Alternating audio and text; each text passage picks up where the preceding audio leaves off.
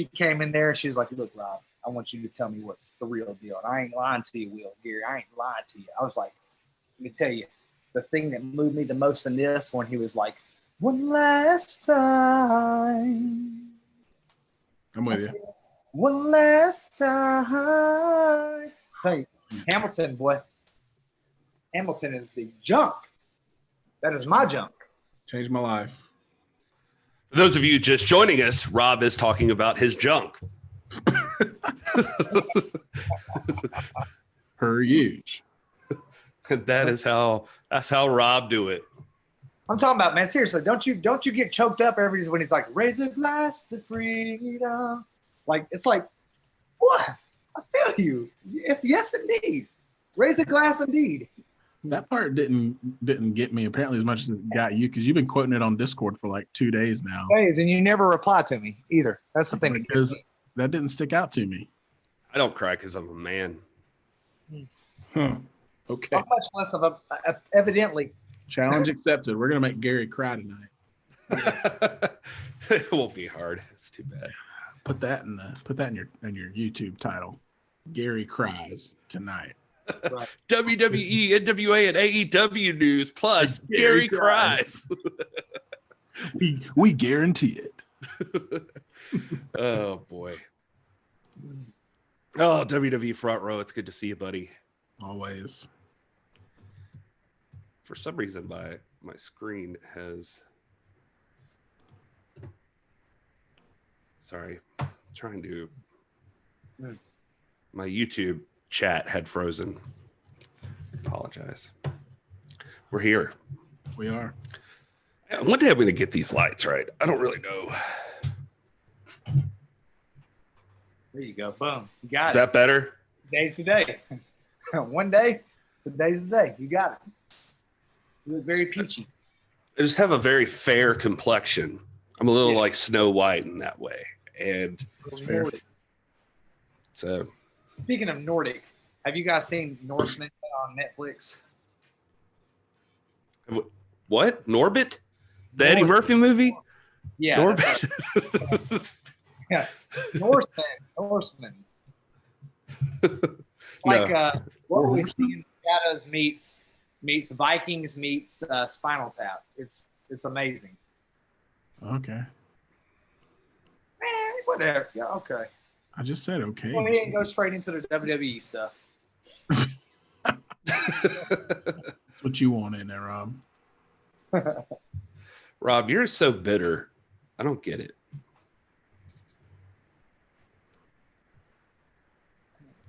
What's that look you're making right now? What's happening? That's his normal face.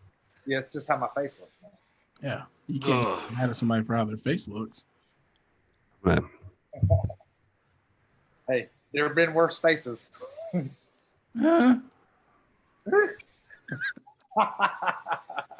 Greetings, everyone. It's good to see you all.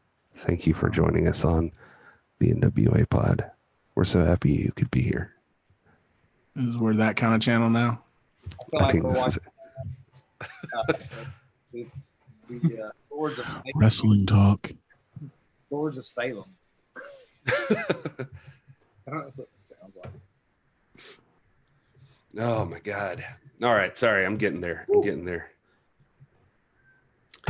Just for anybody joining us, the Mask Fan just released a brand new mask review. What? You gotta check it out. So it's available on YouTube. You can check that out. He got the Ray Fury mask. I was supposed to be interviewing Ray Fury sometime, Mask Fan. And it keeps You got a new Ray Fury mask?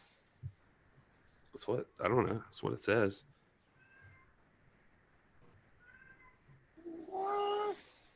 Can you hear my cat? Yeah. Was that your cat? It was my cat outside the door. I thought that was Rob. Just like sometimes he just makes noises. See, that's like the same tone. Okay, it's a Ray Fury mask. Okay. And Rob is choosing to watch a different YouTube channel than our own right now. Wow, Hey, we're frankly, live. During our live show. Frankly, his is better, man. Mask Fan's better. I ain't gonna lie. I mean, I mean, I'm not I'll call arguing. it spade a spade. he's good. He's good. I'll call a spade a spade. All I right. love it. Front row says, let's tell the story of tonight. Thank you, my brother. Thank you. That is my favorite song, like one of my 3 favorite songs on Hamilton. Raise a glass to freedom. Gets me choked up every time, man. Let's tell the story of tonight. Yes. Keep going. Is that the whole song? No.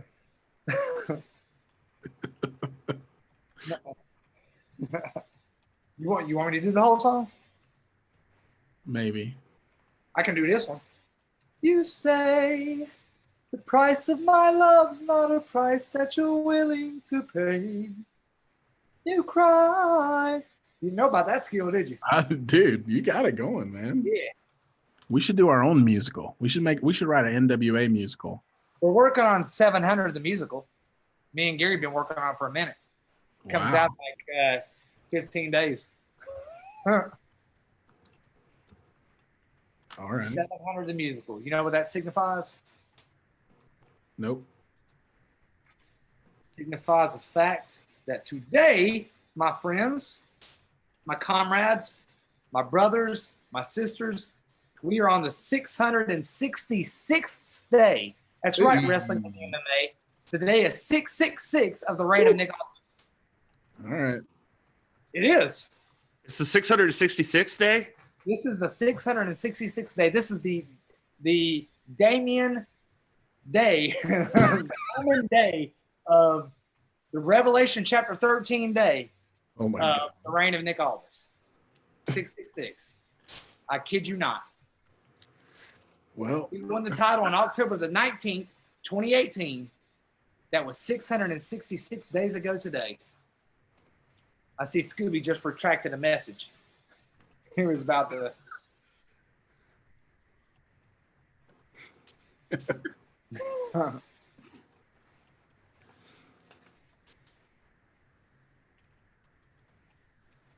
Oh, Y'all are terrible, man.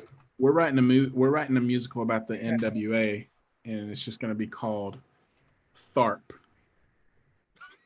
Tharp. I love it. I love it. Tharp the musical.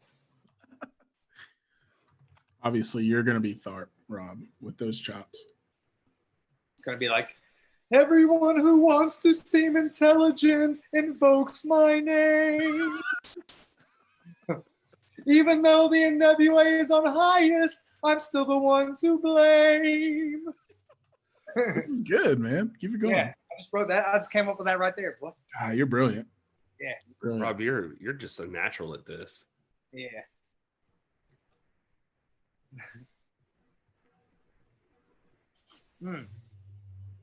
Good talk. Sorry. We got some new subscribers to the website. I don't know if they're in the live chat, but thank you. Subscribing to the site and the mailing list. We got some cool stuff coming. Some stuff cooking in the background right now. Rob's helping us with some cool historical written content that will be super interesting, I think. So keep an eye on the website for that in the near future. And don't forget about the store. The store's still there.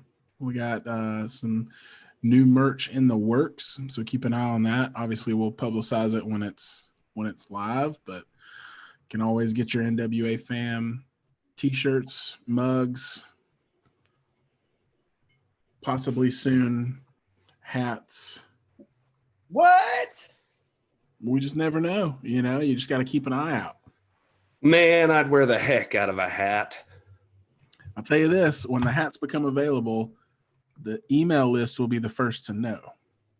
So you want to go sign up for the email list. You want to do that? We're gonna push it out via email with a little discount code for the hats when they are released. So you don't want to miss out on that first run of hats. So make sure you go subscribe to the site. It's at the very bottom. Just put your email address in there. We don't spam you, I promise. So Rob Stinson will spam you. Yeah, Not us. I don't share the email list with Rob for that reason, because I feel like he would just send out like 3 or 4 emails a day just asking how everyone's doing. And then if you don't respond, like immediately, I'll get like paranoid. So I'll be like your crazy girlfriend, man. You're laying down for a 30-minute nap. You'll wake up 47 texts. Like, okay. Why didn't you respond to my email? Really? Why didn't you respond to my email this morning? Yeah. You didn't like my joke, guys? You don't like my joke? Y'all just going to ignore me on the Discord. I'm over here trying to have dinner. I'm over here working. Y'all ain't going to reply to me. Y'all didn't see what I said? Okay. I love our dynamic on Discord. We can get help, guys. We can get help. I love our dynamic on Discord between the 3 of us, because like none of us are ever really active on there at the same time. So it's always one of us being like, hey guys, what about this, and this? And it's like, oh, cool, thanks. Nobody cares. It's like 3 hours later, then like Gary jumps in. And then he's like, okay, fine, nobody's here, whatever, screw y'all. And then like 5 hours later, in the middle of the night, Rob somehow is in there asking us questions and sending us ideas. Rob will show up on that Discord at like 3:30 in the morning. 3:30 in the morning, and he'll just be, and he's ready to talk. Yeah, he's like, where are y'all? Where are y'all? We all sleeping in? Very, very, very, very, very, which I'm not going to say anything about. We got a very important message the other day. And I was like, guys, never mind that it's 3 a.m. Wake y'all's tails up. we did not wake up. Oh. All right, we could get rolling on this thing. I've dilly-dallied around. I'm sorry about that. Nobody knows what you're doing over there, Gary. We just trust that it's something important. Yeah. It's important. Sure. Okay. Yeah. What's up, you beautiful people? This is Gary Horn, and this is the NWA, the podcast celebrating the past, present, future, history, legacy, and tradition of the greatest pro wrestling entity of all time, the National Wrestling Alliance.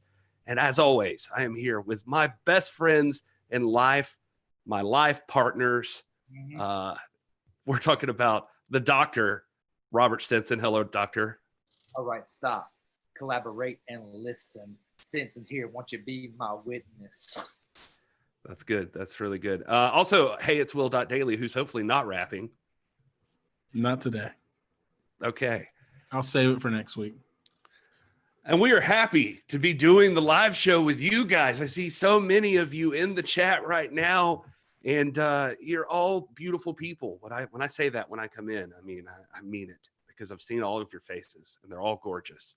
I'm talking about Joe from the Nation Show. I'm talking about WWE Front Row, or as we know him here, NWA Second Row. We're talking about Ringside Rant, that's old RJ, Dave Scooby wrestling with the MMA, the Masked Fan, Thunder's husband, Brian Rosa, and many more. I'm probably missing somebody. Jason Peace, I see you there, buddy. I see Dr. Red Tyler is here. Don't trust him. Shawn Mega, you are back. Good to see you, buddy. And this is awesome. It's so good to have you here. So as always, folks, we're doing the special Sunday edition of the live show. And you know what that means? If you don't, I'll tell you. It means we're going to talk about wrestling news. And that's really all that's on the agenda today. We're going to talk wrestling news. And we'll do a segment for the podcast listeners, everybody who's listening around the world. We thank you, especially our lovely friends in India. They love us in India. We love you guys. Thank you. And we're going to do the news for you guys, and then we'll do the special after show after that, where we talk specifically with the chat. So if you want to be a part of that, you have to join us live on YouTube. So make sure you do that. Give us a follow on all the social medias. If you haven't already, though, and you're here right now on YouTube and you haven't hit that like button, come on, man. What are you doing with yourselves? Hit that like button right now. You got to hit the like button. It helps us out. It means so much to us. And thank you to everybody who subscribed. We crossed 400 and we've moved on past it now. Just like on Twitter and all the social medias and everything, it's growing. Guys, you're making it grow. You are all a part of this community. You special people. You're building something here with us. And it's awesome to be a part of that, I think. I'm sure these guys can vouch for that as well. But anyway, anything you guys want to get off your chest? If you joined us a little earlier, you got Rob singing Hamilton. And that's what you can expect if you show up at the early portions of the show. But did you guys have anything you wanted to talk about today before we jump into wrestling news? And also, we have lots of stuff submitted to talk about from online where we solicited some topics. So anyway. Well, just for context, the reason that we're talking about Hamilton is because I finally watched it for the first time twice in the last 48 hours. It was incredible.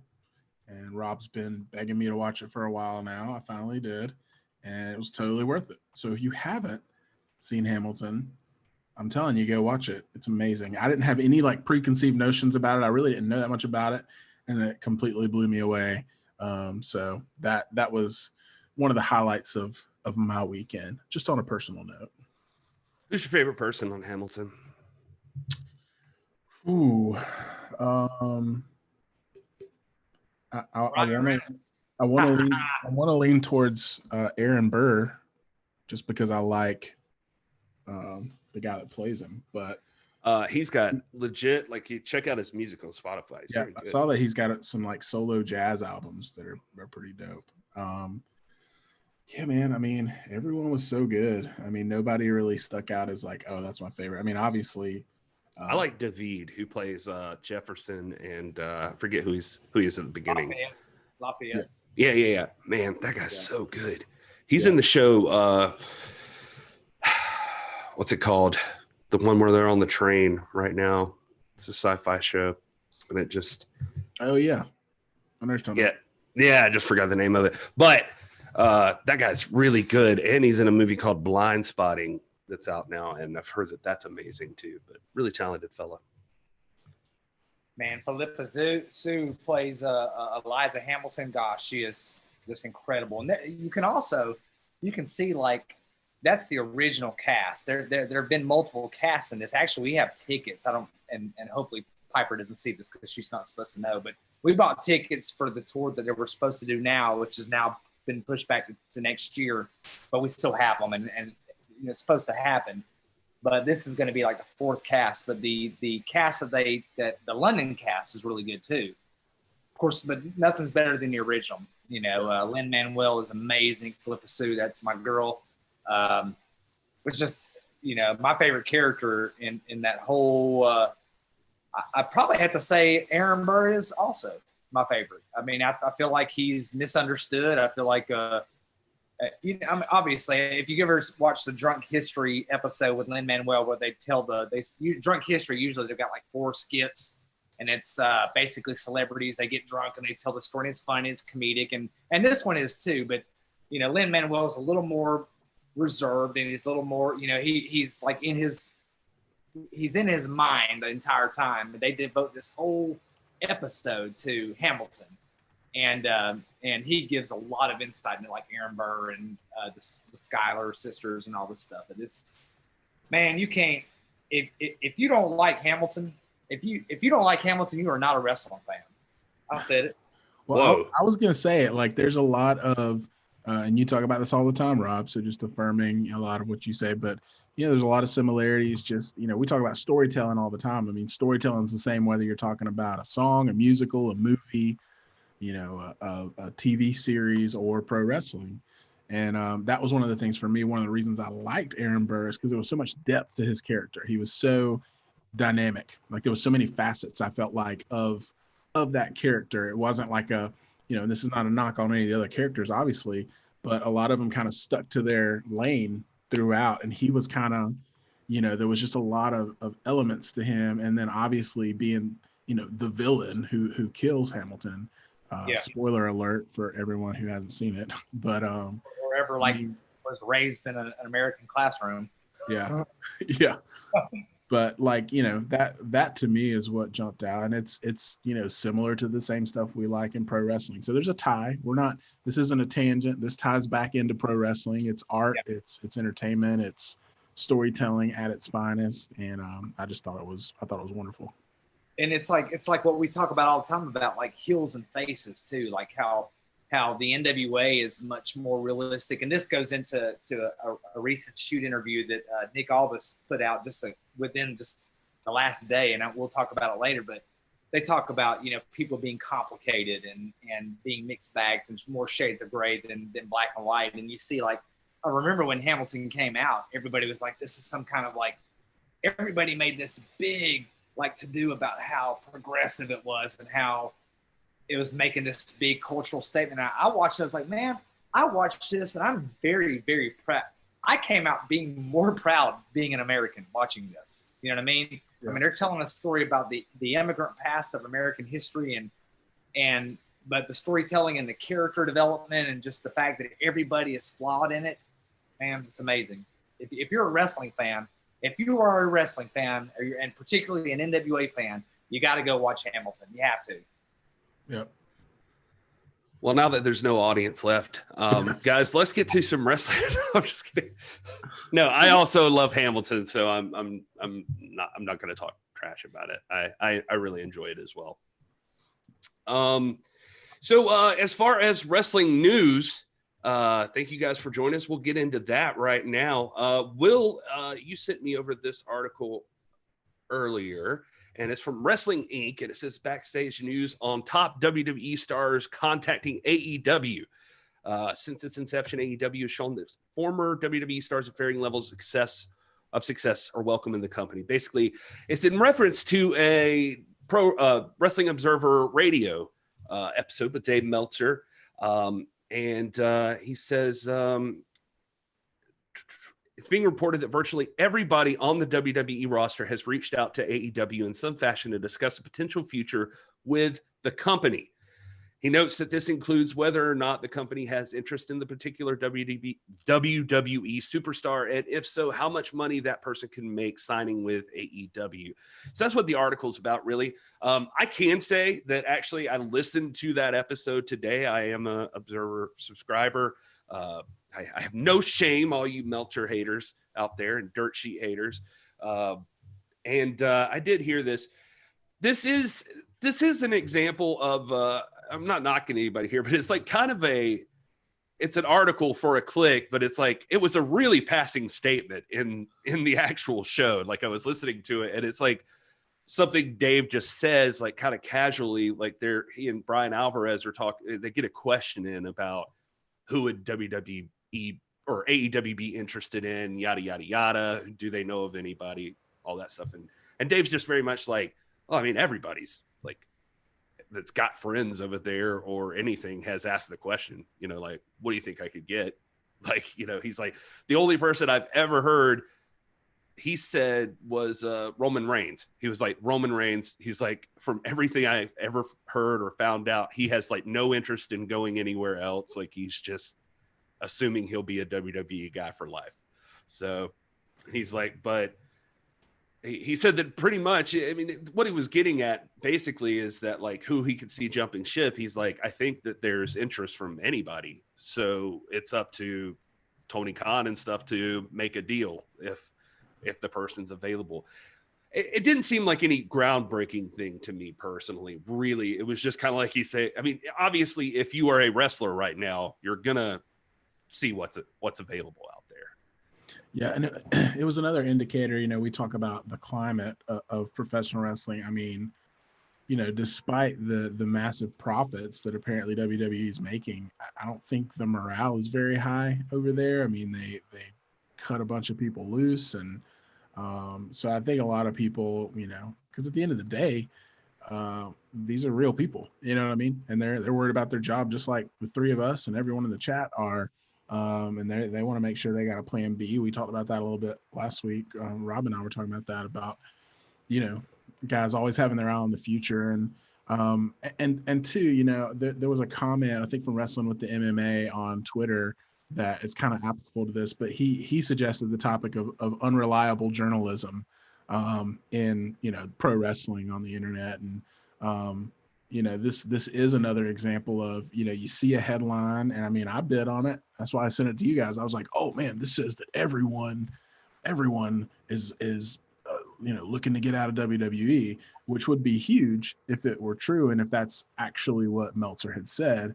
But then, you know, Gary comes in with the context, and he's like, you know, it was kind of just like a over exaggerated passing comment, like, well, you know, everyone has checked out AEW over there and there. And it's like, it's just an example of like, you know, we do have a lot of news sources, and we do have a lot of websites and publications and things like that online to get news from when it comes to wrestling. But you do have to kind of comb through all of it with a skeptical mind, because some of this stuff gets blown out of proportion. And we've seen that this week with, you know, I don't know if we're going to get into the weeds about it, but some spoilers about AEW that involve NWA talent. And then, you know, right after that, articles saying that stuff was BS. And so you just don't know who to believe. And I don't know, the best course of action is, if you want to read it and be entertained, that's fine. But just wait it out. I think that's why you typically see from us, we don't like what Will's talking about right now. We haven't run with like on any of the public Twitter account or the Instagram or anything really, because it's like that's not an official anything yet. Yeah. We toyed around with it. Like I mean, I have no shame in admitting I was like on top of that Ziggy Dyson news a little while back and retweeted that from our account, and it turns out that wasn't exactly all straight. Like it wasn't, you know, exactly and that's full the thing. Context. That's the thing too. I was the one. I was like, guys, hold on now. Remember that? Papa Rob was keeping it straight. But here's the thing, is like, the thing to remember, and you know this from just reading these articles, even this article that we're referring to now from WrestlingInc.com, which does have some great information. They do great recaps and they report on viewership and things like that. But, you know, occasionally there are articles like this where it's not like they have a source within the WWE or AEW or anything. Like they're quoting Dave Meltzer from a podcast that anyone can listen to if they have a subscription, you know. So it's not like anybody's like reporting breaking news that nobody has access to, you know what I mean? And so you kind of have to view things with that lens, and you say, okay, if it's quoting Dave Meltzer, maybe I should go listen to the context of how it's presented. And if they're quoting another podcast or an interview that a talent has done, like maybe I should go check that out before like just reading this article and deciding, oh, this is true, you know. I think part of it is, one, Meltzer is so good at like reading the landscape. He's been doing this so long that he is so good at, even without necessarily having a source, he's been very remarkable at anticipating things and just reading the landscape. The other thing is, like, you have Chris Jericho put out the top 5 I want to see come right on the heels of this. And so that only fuels the speculation, like, wait a second, hold on now. Is there something? Why is Jericho, you know what I mean? Yeah. Yeah. I will say this. I mean, the thing about wrestling journalism, and journalism was one of my 16 majors I think I bounced around through in college, not able to decide what I wanted to do with my life. But I'm not an expert by any means. But one source journalism it's never a solid option. Like it's like if you think you've got a story, I guess what I'm trying to say is it's never like a great idea to just run with like one person is telling you. Like, field the story a little bit, like get some facts together, like ask a couple of places. It's a good idea to try to get an actual, like Rob said, like a lay of the land, like get a whole thing together from different points of view, and then maybe you've got something. But generally, like running with like this one guy told me this thing, that's another thing that a lot of sites do right now, which is kind of irritating. But it's also like he said, she said, that he said, or she said, like it's like third or fourth hand news. It's well, Dave Meltzer said this on a podcast that he heard somebody say that somebody said that, like, you know what I mean? It just gets really muddled. And, you know, you play that game when you're a kid, the telephone game where you tell a secret and it goes down. By the time it gets to the end, it's like completely exaggerated and different. I mean, that's how a lot of these stories are. And so, you know, we were talking a few weeks ago, and I think Will, you and I were talking, and I sent you a message, and it was like, hey man, and this is, I'm not trying to be funny here or anything, but I was like, hey, did you see Raven's comments? Remember that? And this is like the day before it broke. We were like the first to see it, you know, and then like by the same time the next day, the NWA was closing down, man. You know, it was closing down. Billy had sold it. You know, all this stuff, and we were like, you know, we all agreed together. We're like, hey, hold on now, this doesn't seem right. Yeah, I feel like we would know something. It's funny, wrestling with the MMA in the chat is like throwing out the context or the point that in instances like this, where I love the wrestlers of the NWA, you just hop on social media and ask them, and they'll tell you whether or not it's true. Yeah. And that's 100% accurate. I mean, I don't think we've run into anything that we've heard about the NWA that we haven't been able to just ask straight to the source. Like, is this accurate? I can vouch for, like, just recently with the Texas show coming up with Aldis and Jeff Cobb. I saw that on there and I was like, I don't know. I've seen people just make stuff up before. So I shot a tweet out to Aldis. Is this real? Got one back. Yes. It's just that easy. So it was, it makes sense. Now, I do want to address something else too, by the way, because I am about this, like, different points of view, or like going straight to the source to hear it from the horse's mouth too sometimes. I saw Shawn Mega, and this is not to call you out in the chat, but he said that Meltzer is obsessed with AEW, too biased. And you may be actually listening to Wrestling Observer and you're getting that. But I swear to God, I hear people like Bruce Pritchard talk about Dave Meltzer like he is the worst person in the world about delivering something. That guy, literally last week, I heard Bruce Pritchard say something about his obsession or something, or a fan wrote in something about his obsession with AEW. And like that same week on Wrestling Observer Radio, he like dragged AEW, like just dragged him. Like he was not like a cruel way, but he was like, this show is not good. Like they could have done this better. And like, I don't understand what they're thinking with this. This doesn't make any sense. Like he had a lot of criticism of AEW. And I was listening to it thinking like, I keep hearing all the time about how this guy's obsessed with it. And like Brian Alvarez had the opinion, and I personally think this is fair, but he's like the reason AEW gets a pass a lot of times is because at least they're usually pretty good. And he's like, I've noticed, I'm like, this show's really great. The next week I'm like, that was all right. The next show, I'm like, that was good. The next week, I'm like, I can take it or leave it. But he's like, but generally, they're consistently decent shows. And he's like, it's not like where I watch WWE. And I'm like, what the hell? I would not do this if I was not paid to do this. They're also a brand new promotion that don't have decades of being the #1 wrestling promotion in the world. And so you're going to be a little more critical of a promotion that has all the money, all the talent they could ever want, and still can't execute a good show than you are, you're looking at it in context. Then with the AEW, somebody who's trying to do something new and groundbreaking, you're going to have a little more grace with your criticism of them. But I mean, I agree with you. I mean, I think there's wrestling is very divisive, and there's a lot of people who say it's my promotion or the highway. As we talk about all the time on this show, we don't necessarily feel that way. We're not that kind of show. We're not the kind of show that's like it's the NWA or the highway. We prefer the NWA. We're going to watch it over any other promotion because we think it's the best promotion that exists, as we say at the beginning of every show, of all time. But that doesn't mean we don't care about the other promotions, or we think they all suck and they're all lame because they don't do exactly what the NWA does. If every promotion was the NWA, it would not be good, because everyone will be trying to copy everyone else. Everyone's got their own place. The NWA does their own thing. AEW is trying to carve out their own name, and there's going to be some overlap and some things like that. And there's going to be criticisms all around. But to just say outright, like, this promotion sucks because it's not the one that I like, to me, that seems a little narrow-minded. And I think people, they'll get sound bites of Meltzer, praising AEW for something, or New Japan. It used to be before AEW, it was he's a New Japan mark. And, I think taking those little sound bites and running with it isn't super fair. But you know what? At the same time, not everybody has to like Meltzer.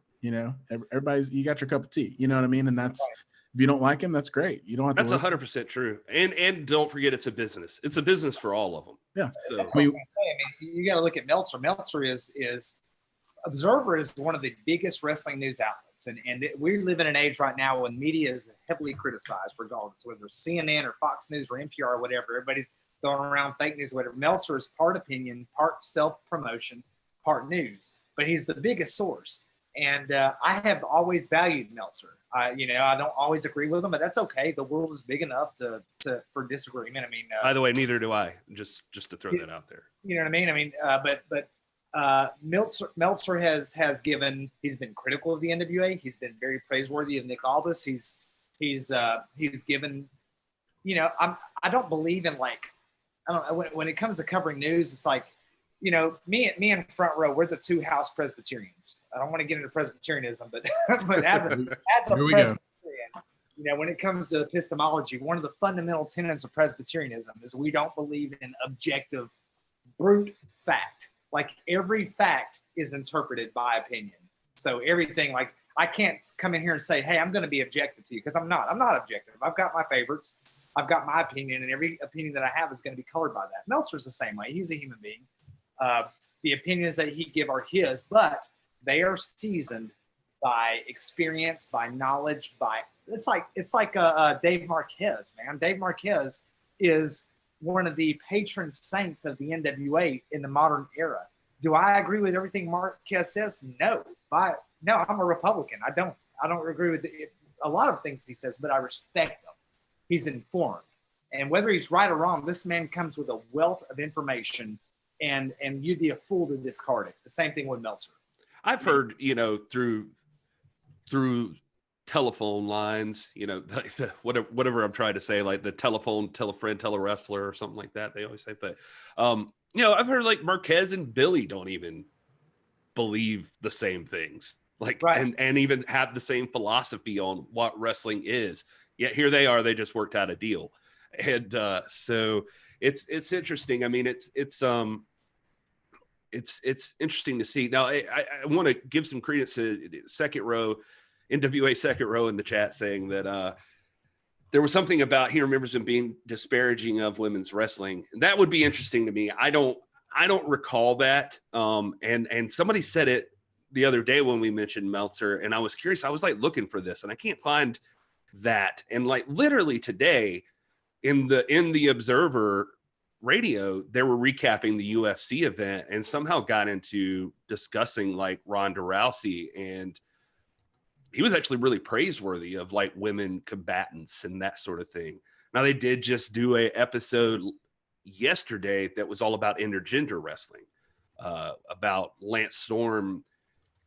He got kind of run over this week because he was anti-intergender wrestling and put something out about that. And he had a different take on it, by the way, than I had ever heard, but it was interesting. But they kind of got into that, but I don't know. I don't feel like I've ever heard him at any point talk down about, he had the same opinion about Becky and Rousey should have headlined WrestleMania and Charlotte shouldn't have been involved and that sort of stuff. But I've never heard him act like women's wrestling. I mean, he may be one of the people that says it's not ready to be the top thing unless you've got exactly the right people, which, that's right. A matter of opinion. But the WNBA, for instance, and you can't deny the athleticism and ability of those women. And this is not just to downplay the women of WNBA, for instance, but they're they give away WNBA tickets because people are just more interested in seeing the NBA.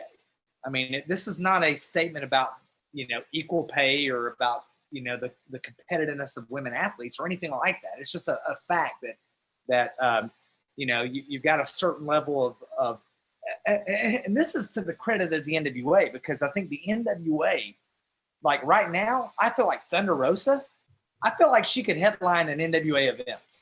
I feel like people would buy that.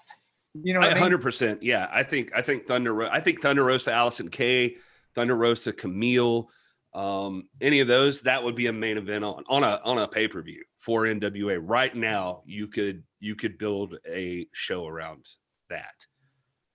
Yeah. That's one of the beautiful parts, by the way. I love it when they build stuff like that up, that your women's, well, they did it. Hell, in Power some week was main evented by their tag team titles. Another week was main evented by the women's title. and it's kind of interesting. Like, well, you don't see many shows doing that. The day that the Monday that the Tuesday that Melina and Thunder Rosa were scheduled to wrestle, and of course, Gary, we were there, so we knew the outcome of that. But the day that they were building that up, the infamous match that ended in the countout, like if you go back and look at Twitter and Instagram that day, the only thing people talked about that day was Thunder Rosa and Melina. That's the only thing that like dominated the discussion. And it was like one of the most viewed episodes because they wanted to see Thunder Rosa and Melina hooked up, and then they were setting it up for the Crockett Cup match that never happened. But it just goes to show the power of the way the NWA had they did it correctly, I guess is what I'm saying. Gotcha. Go ahead, Will. Yeah, I think bringing it back to, talking about journalism and pro wrestling. I mean, the interesting thing where pro wrestling is really unlike anything else on earth is that, you talk about journalism and reporting of news. So you've got, when we were growing up, there was PWI and things like that, and they would just report on what happened in the ring for the most part, storylines, things like that. But we live in an age now where it's so easy to pull back the curtain and to see the business side of things and to talk about that, which is primarily what Meltzer and these guys are reporting on. And that's the stuff that creates headlines and stuff like that. But these news sources are a lot of times built around a person like a Dave Meltzer or a Shawn Ross Sapp or something like that. And so it just becomes very single, narrow viewed, right? And so if they don't like a certain promotion, they're going to be completely biased. If they do like one, they're going to lean more, you know what I mean? And so it's definitely, I'm not going to sit here and say that a lot of news media outlets in general are non-biased at all. That's a whole different discussion. But in terms of wrestling, they don't have press conferences, typically. WWE will have the occasional media call or something like that, but they don't do like regular press conferences. I mean, with other sports, you can sit there and they'll talk about the game. The coach will come out and say, this was our plan. This is what happened. This is where we went wrong, blah, blah, blah. You don't get that. You don't have Tony Khan coming out after every Dynamite going, well, yeah, we know that they botched this spot. And, well, the original storyline was to go this way. Like, you don't have that because of the way that wrestling is built. I mean, you even have that in the entertainment world where it's like, hey, this new movie came out and this guy's going to be on Jimmy Fallon talking about it. And he's going to tell behind the scenes, oh, well, we did this and the casting was like this. So wrestling is unique in the sense that, we can see behind the curtain, but people are holding it closed for the most part. So we've got these people that are trying to pull it back. And a lot of times this will lead to speculation. This will lead to, these clickbait type headlines where it's like, oh, we got the scoop on this, but there's not really a reliable source, because it's not public information like it is in other news outlets. You know what I mean? Does that make sense? Yeah. Hey, I we don't have to go all the way down the rabbit hole, but I am a steady believer. I mean, and I was even kind of hinting at it already, is that I believe in general, even with your political and world news and everything else, it's a good idea to not rely on one source. And it's because everybody's got something that pays their bills. So it's everybody kind of finds their niche. Even us, we do this and it pays all our bills. Guys like me and front row like to say, man, everybody has their presuppositional pre-commitment. Man. Yeah, but it is interesting. One thing I've noticed over the last little while is like when I was first getting into the internet wrestling community, I remember it was like steady rumors, but like guys that used to do it more, like I don't feel like I hear it as much from like the Torch. Like, so I subscribe to the PW Torch and I subscribe to Wrestling Observer. I don't feel like they do the rumors anymore. Like not as much. Like Meltzer will talk about something he heard backstage, like that has already happened. Like I heard this was this way or something, but he doesn't seem to like get ahead of time and is like, well, what's going to happen in a few weeks is so-and-so's going to drop the title because they would have moved him to elsewhere. Like, I don't hear him do that as much anymore. It's kind of interesting. And by the way, too, to his credit, and this is one of the reasons I stuck with him, is I have heard him walk back and apologize multiple times for getting something wrong. Like where he has reported something and been like, that turns out not to be true, and I dropped the ball. Like, he straight up says it like that.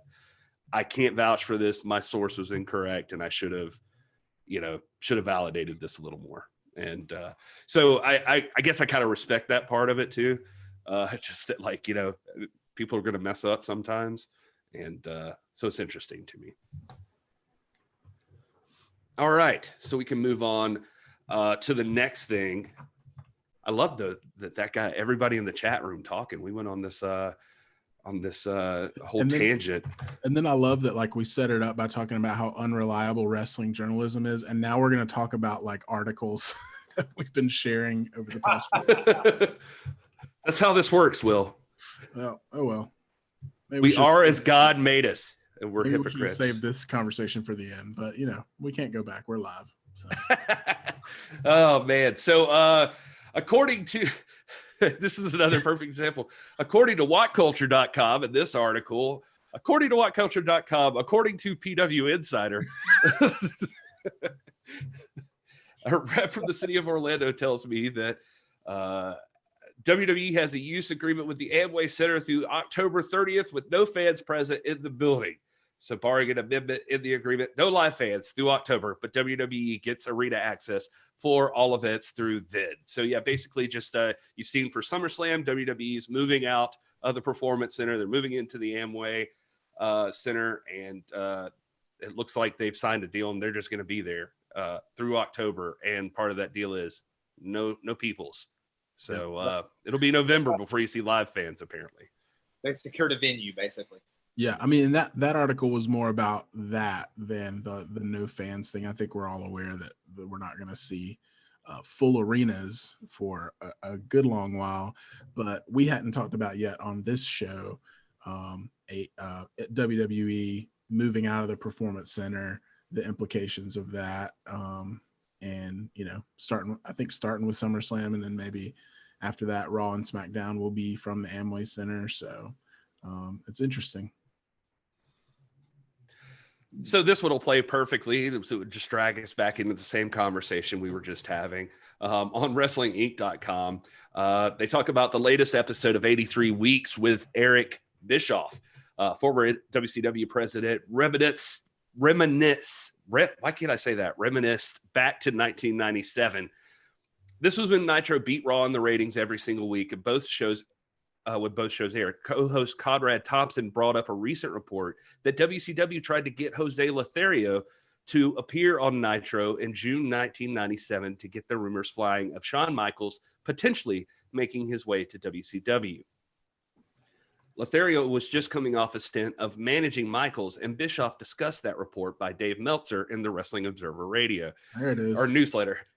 He says, quote, "This was pure fiction by Meltzer. There was never a discussion. There was never an intent. Shawn Michaels, if he hears this, and I doubt he will, but he might read the recap somewhere, as talented as he was and as much of a star he was an effing head case. He knew it, and he certainly acknowledges it now. I had zero interest in Shawn Michaels or creating the perception and stirring that shit. That would have been stirred in my own locker room and on my own roster by even the suggestion that this was going to happen." Michaels had previously said in an interview in 2015 there was a point where he wanted to go to WCW to be with his buddies, but Bischoff says despite having friends in high places in WCW, Michaels didn't have the support of most of the WCW locker room. He says Shawn Michaels did not have a lot of support, not only in WWE, but certainly not in a WCW locker room at that time because of his behavior. Shawn will talk about it. You can read about it, and it's well documented. That would have been the last thing I would have done, and it was pure fiction by Dave Meltzer to try and create some content and to get some people interested and make people think he knew information that nobody else did. It was fiction. And fake news, baby. It was fake news. Fake news, Dave Meltzer. Dave Meltzer is fake news. All I don't know, man. I think of like I going back to the what's called an Aldis episode where Nick Aldis and James Storm are talking about like everybody talked about how the TNA locker room is so bad, and they're like, no, it wasn't. And I've heard the same thing, man. I've been in locker rooms in the independent wrestling circuit where people say something, and I've seen it myself. I'm like, that's not the case. It's like, who knows, man? You know, I know there are a lot of people that resent Shawn Michaels. There's also a lot of people that really love him. So he had friends with the clique, and those guys were in the WCW. So it wouldn't be like outside the realm of you know, possibility that he would want to come. But also, you know, at the same time, I mean, this is a guy that's one of the franchise players in the WWE. And he had bad blood with Bret Hart, so who knows? But and again, going back to what we said earlier, Meltzer is part news, part entertainment, part self promotion. So you know, who knows? Yeah, that point is accurate. I even say the same thing all the time to people that are huge fans of Cornette and the Jim Cornette experience and all of that stuff. Like, hey, I like listening to him rant too. So. I'm not talking out of school, but that guy you're kidding yourself if you don't think he's amping it up. If he doesn't know that he has a brand and he doesn't know what he's supposed to do, he does. He works on it.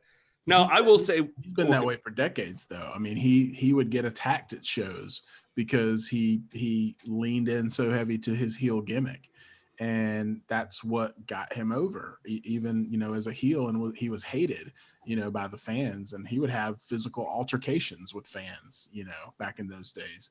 And that wasn't uncommon. And, you know, obviously he's going to stick to that gimmick now because that's what makes his money. Heck yeah, man. He knows he can rile up some AEW fans. Like, he knows that all he's got to do is crap on that show, and he's got some. Now, don't get me wrong. I think he probably has like legitimate opinions about these things, but the reason he gets so hard, like goes so hot and heavy on them, is because he's like, this sells. This is what gets me merch and all of that stuff. But going back to the Shawn Michaels thing really quick, Will, I'm curious what you think too. I feel like obviously this could be something Dave Meltzer's assuming. I'm not discounting that. Like Rob said, Dave Meltzer is in the entertainment, and that would be a very interesting proposition, especially for that time period.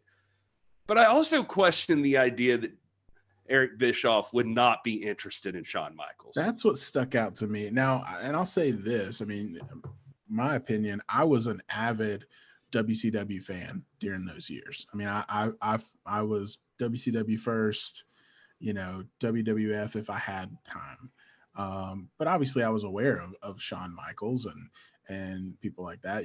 How could you not be?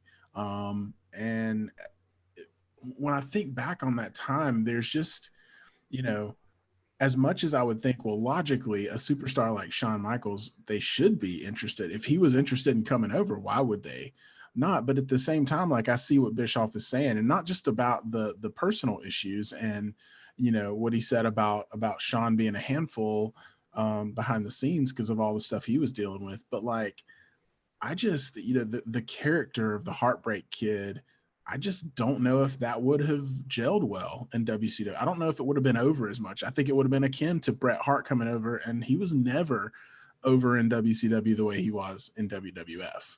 He never reached the same level.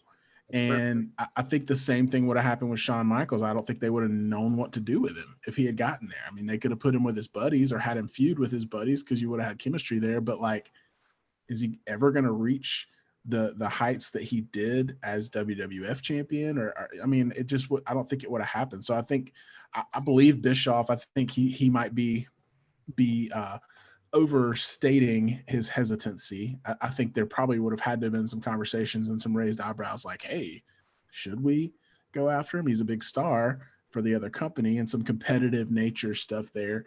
But I don't think in the long run he would have been a superstar in WCW.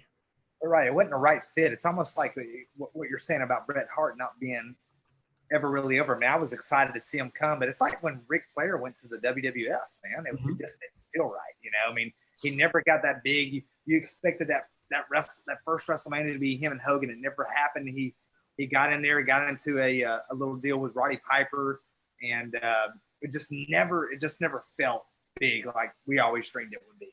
Yeah. So I think I agree 100%. 100%.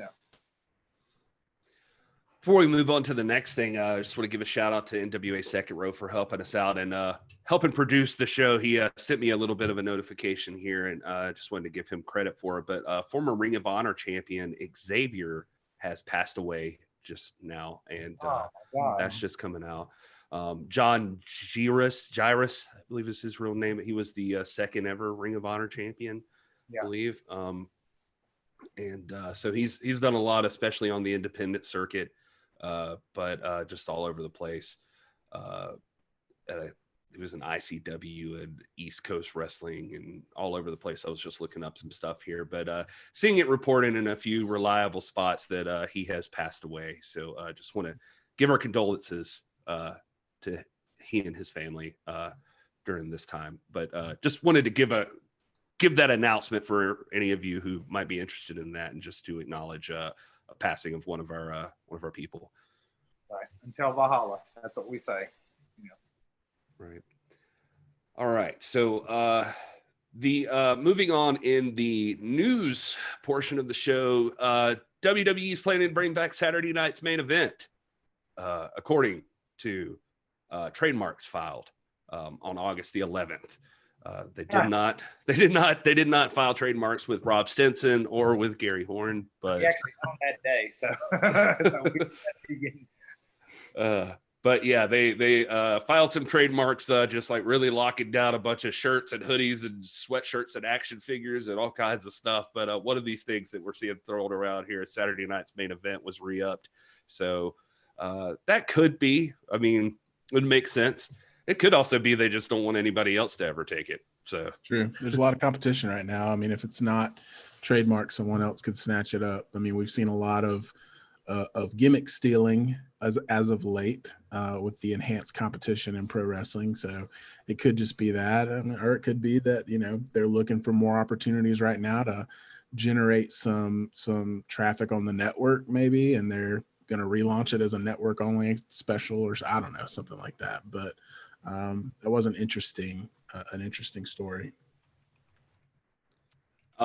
We'll hit the heavier stuff first before we get into the lighter stuff here, because I got some stuff I know Rob's going to love, and a great interview we're going to talk about with Nick Aldis here. If you haven't hit like yet, go ahead and hit like. But I'm seeing Brian Cervantes in the chat getting real impatient about some NWA news. It's coming. We're going to talk about NWA stuff. We're saving the best for last. It's the main event. NWA is always the main event. This is the undercard. We got some huge Mission Pro news coming. That's right. But the other heavier piece of news that I wanted to hit on that I thought was interesting, if not unsettling, the Tampa Bay Times just confirmed a report of course, this is coming from Dave Meltzer in the Wrestling Observer. They received from a neighbor of Daria Baranato, better known as Sonia Deville. Philip A. Thomas II, 24, came from South Carolina and spent 8 months plotting to kidnap her. He was charged with aggravated stalking, armed burglary of a dwelling, attempted armed kidnapping, and criminal mischief, and is being held without bail. Basically, it says he parked his car around midnight last night and walked to the home owned by Baranato. He then alleged to have cut a hole in the patio screen and remained there for 3 to 4 hours while watching and listening through the window. The belief is that Baranato and a friend at the time were watching the UFC fights. At 2:43 a.m., after she had gone to bed, Thomas entered the home through a sliding glass door, which activated her alarm. She spotted Thomas and fled with a guest in a car and called 911. He was in the house when the police arrived. They found him carrying a knife, plastic zip ties, duct tape, mace, and other items. He told police he was planning to take her hostage with.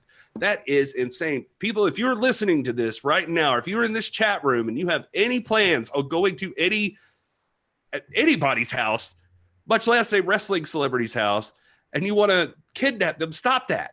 Stop what? What in the world? I mean, obviously this is a person with mental illness of some kind. I mean, I can't imagine most rationally thinking people would do this. Where was he from? Not important. He's from South Carolina. That's why it stood out to me as well. There's some bad apples among us down south here. My wife works at Hamilton Medical Center, hospital just a few miles down the road, and there are creepers. She's like, every night when she gets off, she calls me. It's like, I just want to be on the phone with you until I get in the car. And I'm not here to go on a Second Amendment rant or anything, but we can still carry, and I keep a weapon in her car because she's a mom, and all that. So, but there are people out there are crazy, man. People are crazy, and this is just another example of it. It's true. Anything to add to that, William? William. No, Wilson. There you go. Thank you. Wilbert. At least call me by my name. No, it's unfortunate. Anyone, much less wrestling celebrities, that have to fear for their well-being or their life is terrible. But these kind of people are out there, and hopefully this is one less of those that are out there on the street, and he gets the help and is held accountable for his actions. But yeah, hope it never happens again. Yeah, pretty unfortunate. All right, one last piece of non-NWA news. And in the meantime, while we're discussing it, I want everybody to think long and hard about what happens from here, because there's obviously a huge piece of NWA news that is floating around out there, but it is nothing at this point except rumor. So we could talk about it on the news show, or we could just save it till after hours if you guys want to. But you could let us know in the chat what you think sounds best. But be thinking about it, because we'll get to it right after this. And then I want to cover that Nick Aldis interview, because it had some really cool nuggets in there. But next up is Cody Rhodes on Twitter the other day. He was having a conversation with fans about the TNT title. And this was pretty cool. I figured this was some stuff Stinson would enjoy, because I know I've heard him repeat these points on multiple occasions. Basically, a fan tweeted out, Mike Killiam says, I'm seriously obsessed with this thing. I've never really wanted a replica title before, but if Cody Rhodes ever leaves it in a limo while at a steakhouse, I'm definitely stealing it, talking about the TNT championship. And Cody replied back with, yeah, she's a looker, all right. My goal is to make it the most important and coveted belt of all time. The walk from my office to the entrance tunnel on Wednesday was maybe my favorite behind-the-scenes moment ever. Stop folks in their tracks.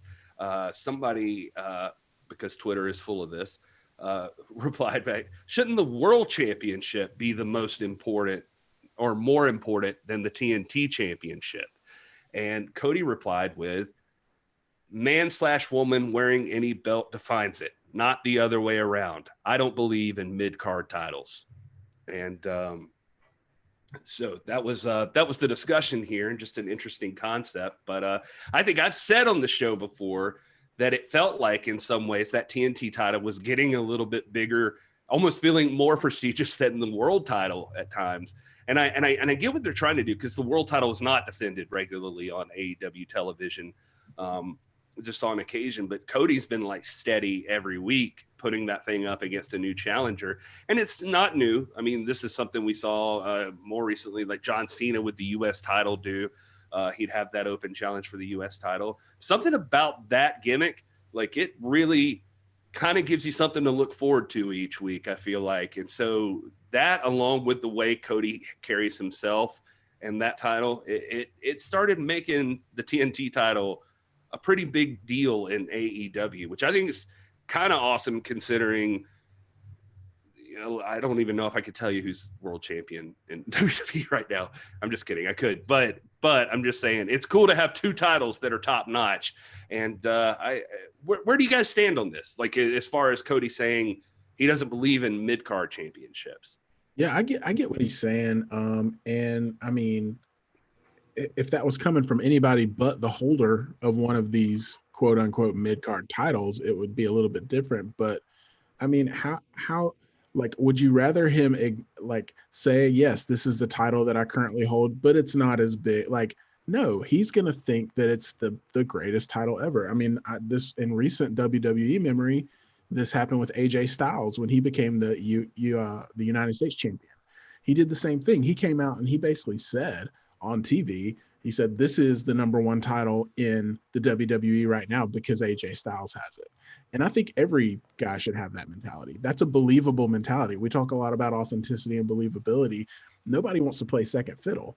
You know what I mean? And now the NWA, they paint it a little bit differently. And they've got, you know, when James Storm was the national champion, coming out saying, hey, I'm the national champion, but I want the 10 pounds of gold. So they do a little more acknowledging of the hierarchy of the titles. And, you know, the NWA is built around the fact that the world title and the women's world title are the pinnacle. And so in the NWA, it is going to have more of a mid-card feel. And now there's some debate. Jay Cal and I talked about a couple of weeks ago on the Friday Hot Tag, you know, the TV title versus the national title, which is more prestigious in the NWA. And I mean, we had differing opinions on that because there's a clear pecking order.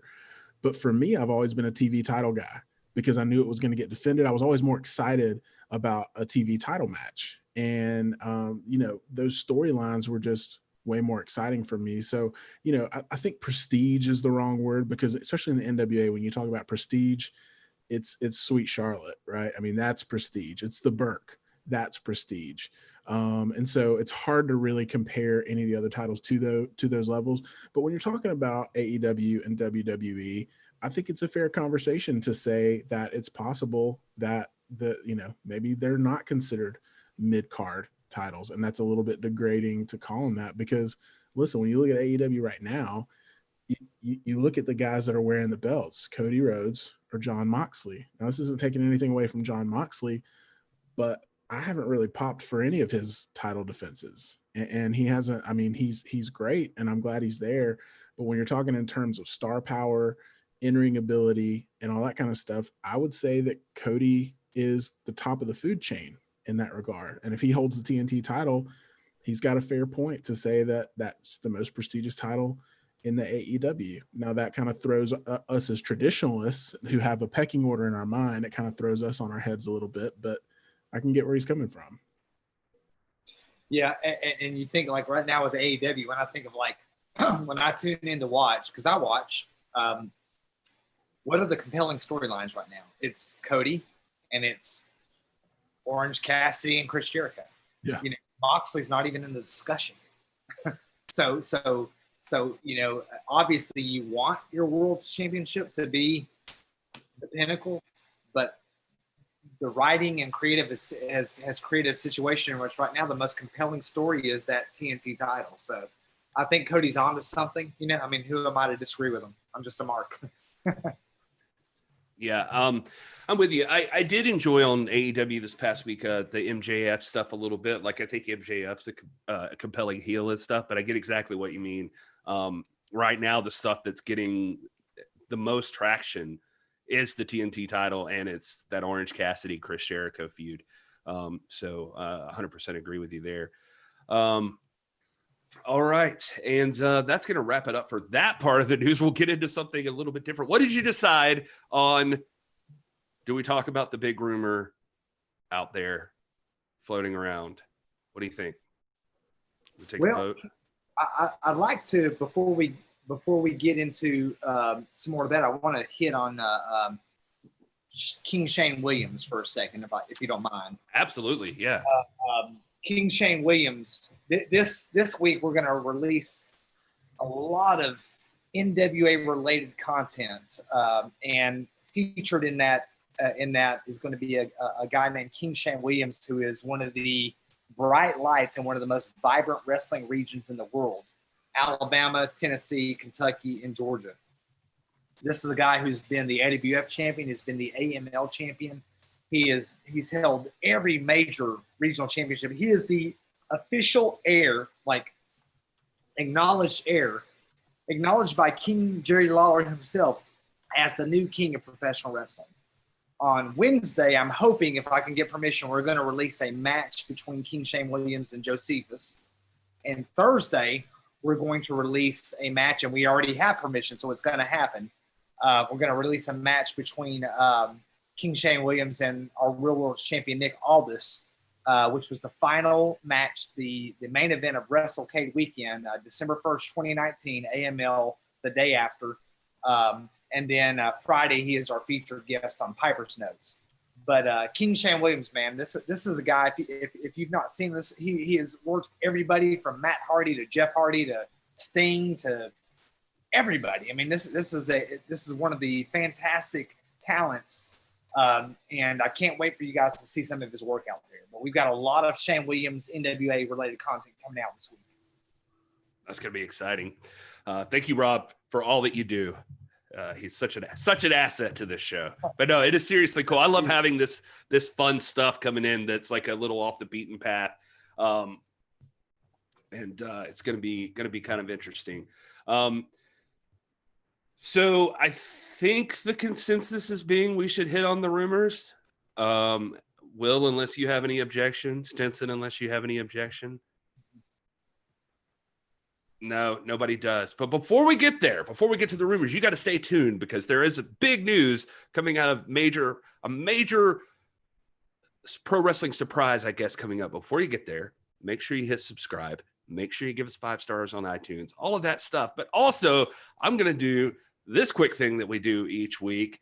Guys, if you haven't already, you need to check out the Title Match Network because coming up on Friday, September the 18th, Mission Pro Wrestling, Thunder Rosa, our NWA Women's Champion, the holder of the Burke. She, along with some of her peers, have created Mission Pro Wrestling, which is an all-female run wrestling entity, and it's going to be huge. And they're putting on their very first show ever. It's called Hell Hath No Fury. Besides matches like Maddie Rinkowski versus Baby D, Alex Garcia versus Avery Taylor, Roxy versus Jenna Van Muscles. You got Vert Vixen and Jenna Lynn versus Promise Braxton and Killa Kate. You got Elena Black versus Rachel Rose. La Rosa Negra is taking on All Elite Wrestling's Big Swole. This card is going to be huge, but that's just part of the card because the main event of this thing is your NWA Women's Championship is on the line as Thunder Rosa defends against the American Kaiju, Lindsay Snow. I dare say this could be one of Thunder Rosa's greatest challenges yet. Lindsay Snow is no pushover. Go to her Twitter right now. Look at the pinned tweet. It's when somebody tried to take liberties with her in the ring, and she whips that ass. These two women have MMA, BJJ backgrounds. Like, they are tough competitors inside and outside of the ring. This match is going to be epic. You have to check this thing out. It's Friday, September 18th. It is bell times at 7:30. You can go to missionprowrestling.net to check out more information about that. They've got merch already and everything. You can support these folks and give these ladies a look because this is going to be awesome. And again, on the Title Match Network, you'll be able to watch it if you can't go there live. But there are tickets. There can be fans. You can go there. You got to wear a mask. But that's just for your safety and ours. But check it out. Hell Hath No Fury, Friday, September 18th, 2020. Thunder Rosa versus the American Kaiju, Lindsay Snow. I just have to do that each week at least once because I'm pumped about that still. Like I get goosebumps every time I talk about it. Oh, I'm pumped. All right. So moving on, here's the deal. Let's just get right into the meat of this thing. Unless you've been under a rock, there's been a rumor floating around. AEW this past week, they did one live show and taped another, and they allowed some fans in the building. Because of that, as you might expect, and these were like special circumstances, you had to go through jump through some hoops to be able to be in the building, and masks were clearly enforced just before anybody asked. But that also involved leaks now from the show. And one of those leaks is that as you've been seeing, if you've been watching AEW, Hikaru Shida has been throwing that AEW Women's Championship around and willing to take on all comers. And it appears that if you tune in this Saturday on AEW, you might see who is willing to step up and challenge Hikaru Shida for that Women's Championship. And that is the real Women's Champion, La Mera Mera, Thunder Rosa. Guys, that's the rumor. Nothing confirmed. Although Brian Cervantes is in the chat and he seems very adamant about maybe this is a good week to watch AEW. We'll throw that out there.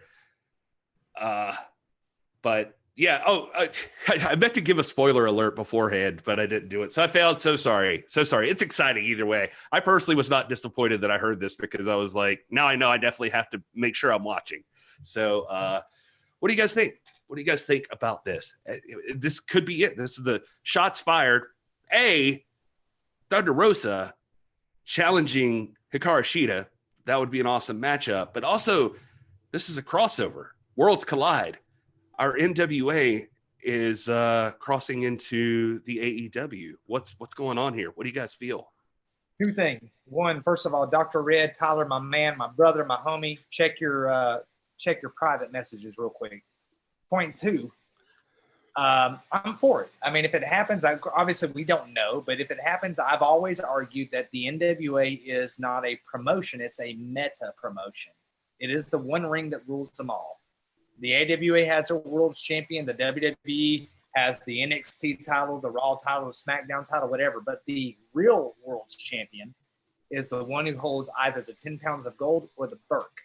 And so I would completely support Thunder Rosa, La Mera Mera, showing up on AEW and taking the AEW Women's title and adding it to her collection, her vastly increasing collection. Yeah, it's fascinating. And if you watch the Friday Hot Tag with J Cal and myself on this past Friday, we talk about the potential crossover. We don't talk specifically about this rumor because it's not confirmed yet until we see it happen. But we are of the belief that the crossover benefits everyone. That it brings more eyeballs to AEW. It helps elevate the NWA. I just there's a lot of skepticism about how it's going to be executed from a booking standpoint, right? I think that's a lot of people's concern. But I just really feel like the AEW are smart enough, and maybe this is naive of me, and I hope to God I'm not wrong, but I think they're smart enough to book it in a way that enhances both promotions. I personally, despite the grumblings, I don't think, and I'm not basing this on anything, I haven't talked to her or anyone, but I don't think Thunder is looking to leave the NWA. I think she's been very supportive. She's a great friend of this show. And, we know obviously what's happened with Ricky Starks and with Eddie Kingston, but that was decisions that those guys made and they weren't under contract, and that's fine. And they're doing what's best for them. But I don't see this as a threat, I guess. I just want to go ahead and say that because it seems like that people they're saying, oh, okay, now they're going to steal her and they're just going to keep stealing. I don't see it that way. I'm hopeful that it's going to be, something that's going to elevate both brands and just make pro wrestling as a whole better. I'm excited for it if that's what's going to happen. At the same time, Gary, I don't know if you just mentioned this, but there were some reports that came out that said that spoiler was BS and that it didn't come from a reliable source. It came from some hack on Reddit, which is totally, because there were some other things in that spoiler that were pretty big as well that are being called into question. And so there's some inconsistencies and things like that. So, at this point, just to be clear, this is just speculation. This is just what we've read on the internet, which if you go back to our previous conversation, it's a one source on Reddit, anonymous. Nobody's been vetted. Like, we don't know. And I think this guy said that he had friends that went. He himself was not there. So it's it's like a he said that they said that this person's reporting, so, I'm not saying that it's not going to happen and that's not true. I'm just saying you got to take it all with a grain of salt. But talking about the crossover, I think it could be good for everyone, and people will disagree with me, and that's fine. Yeah, it's okay to. Oh, go ahead, bro.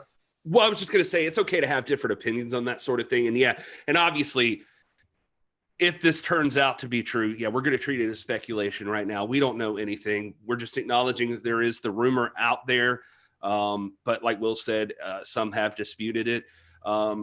if it's true, we're going to have plenty of time to discuss it and get into the details and the logistics and what we think could happen and how that's going to play out.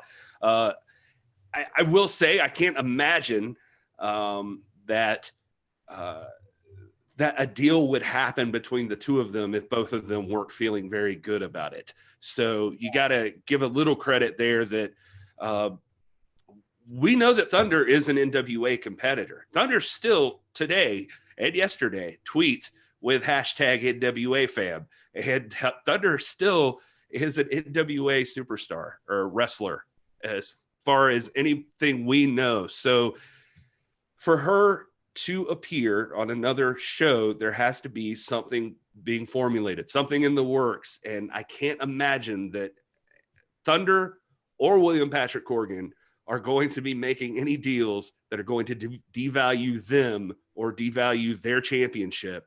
Thunder treats that title, and we're going to get into this a little bit more, which I was excited to hear our champ talk about this exact same thing. Our world champion, Nick Aldis, Thunder treats that belt like it's a full-time job, and it is a big deal that she carries that title. She is not walking into a situation where anything is going to lessen that, not that she feels. So I can guarantee you that if that's the case, have a little faith. I guarantee you there's negotiations involved in a process like this. Yeah, and I don't think I guess it seems like generally speaking, and this is a paradigm. I hate the word paradigm, but this is a paradigm that we have to get over. We're all of us here and everybody in the chat, we operate under this assumption that when somebody signs to AEW, that means that the NWA is done for them. And I don't believe that. I don't think that the AWA has that mindset.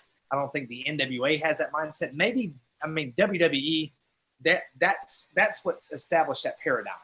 But we're not talking about the WWE here. The fact that Ricky Starks and Eddie Kingston went to AEW does not mean that they're not ever going to contend for an NWA championship or never going to be in NWA anymore. Just half of the AEW roster were on NWA 70. There's a kinship there. There's a relationship. This is the AEW model, whether you like their product, and I know my man James Lawrence doesn't like AEW, but whether you like it or not, you have to admit that the AEW has operated under a cooperation mindset from the very inception with All In. That was sort of the wellspring that birthed AEW. I think there is room there in their mindset. These guys, the Young Bucks and Cody and Chris Jericho, they want to promote good wrestling.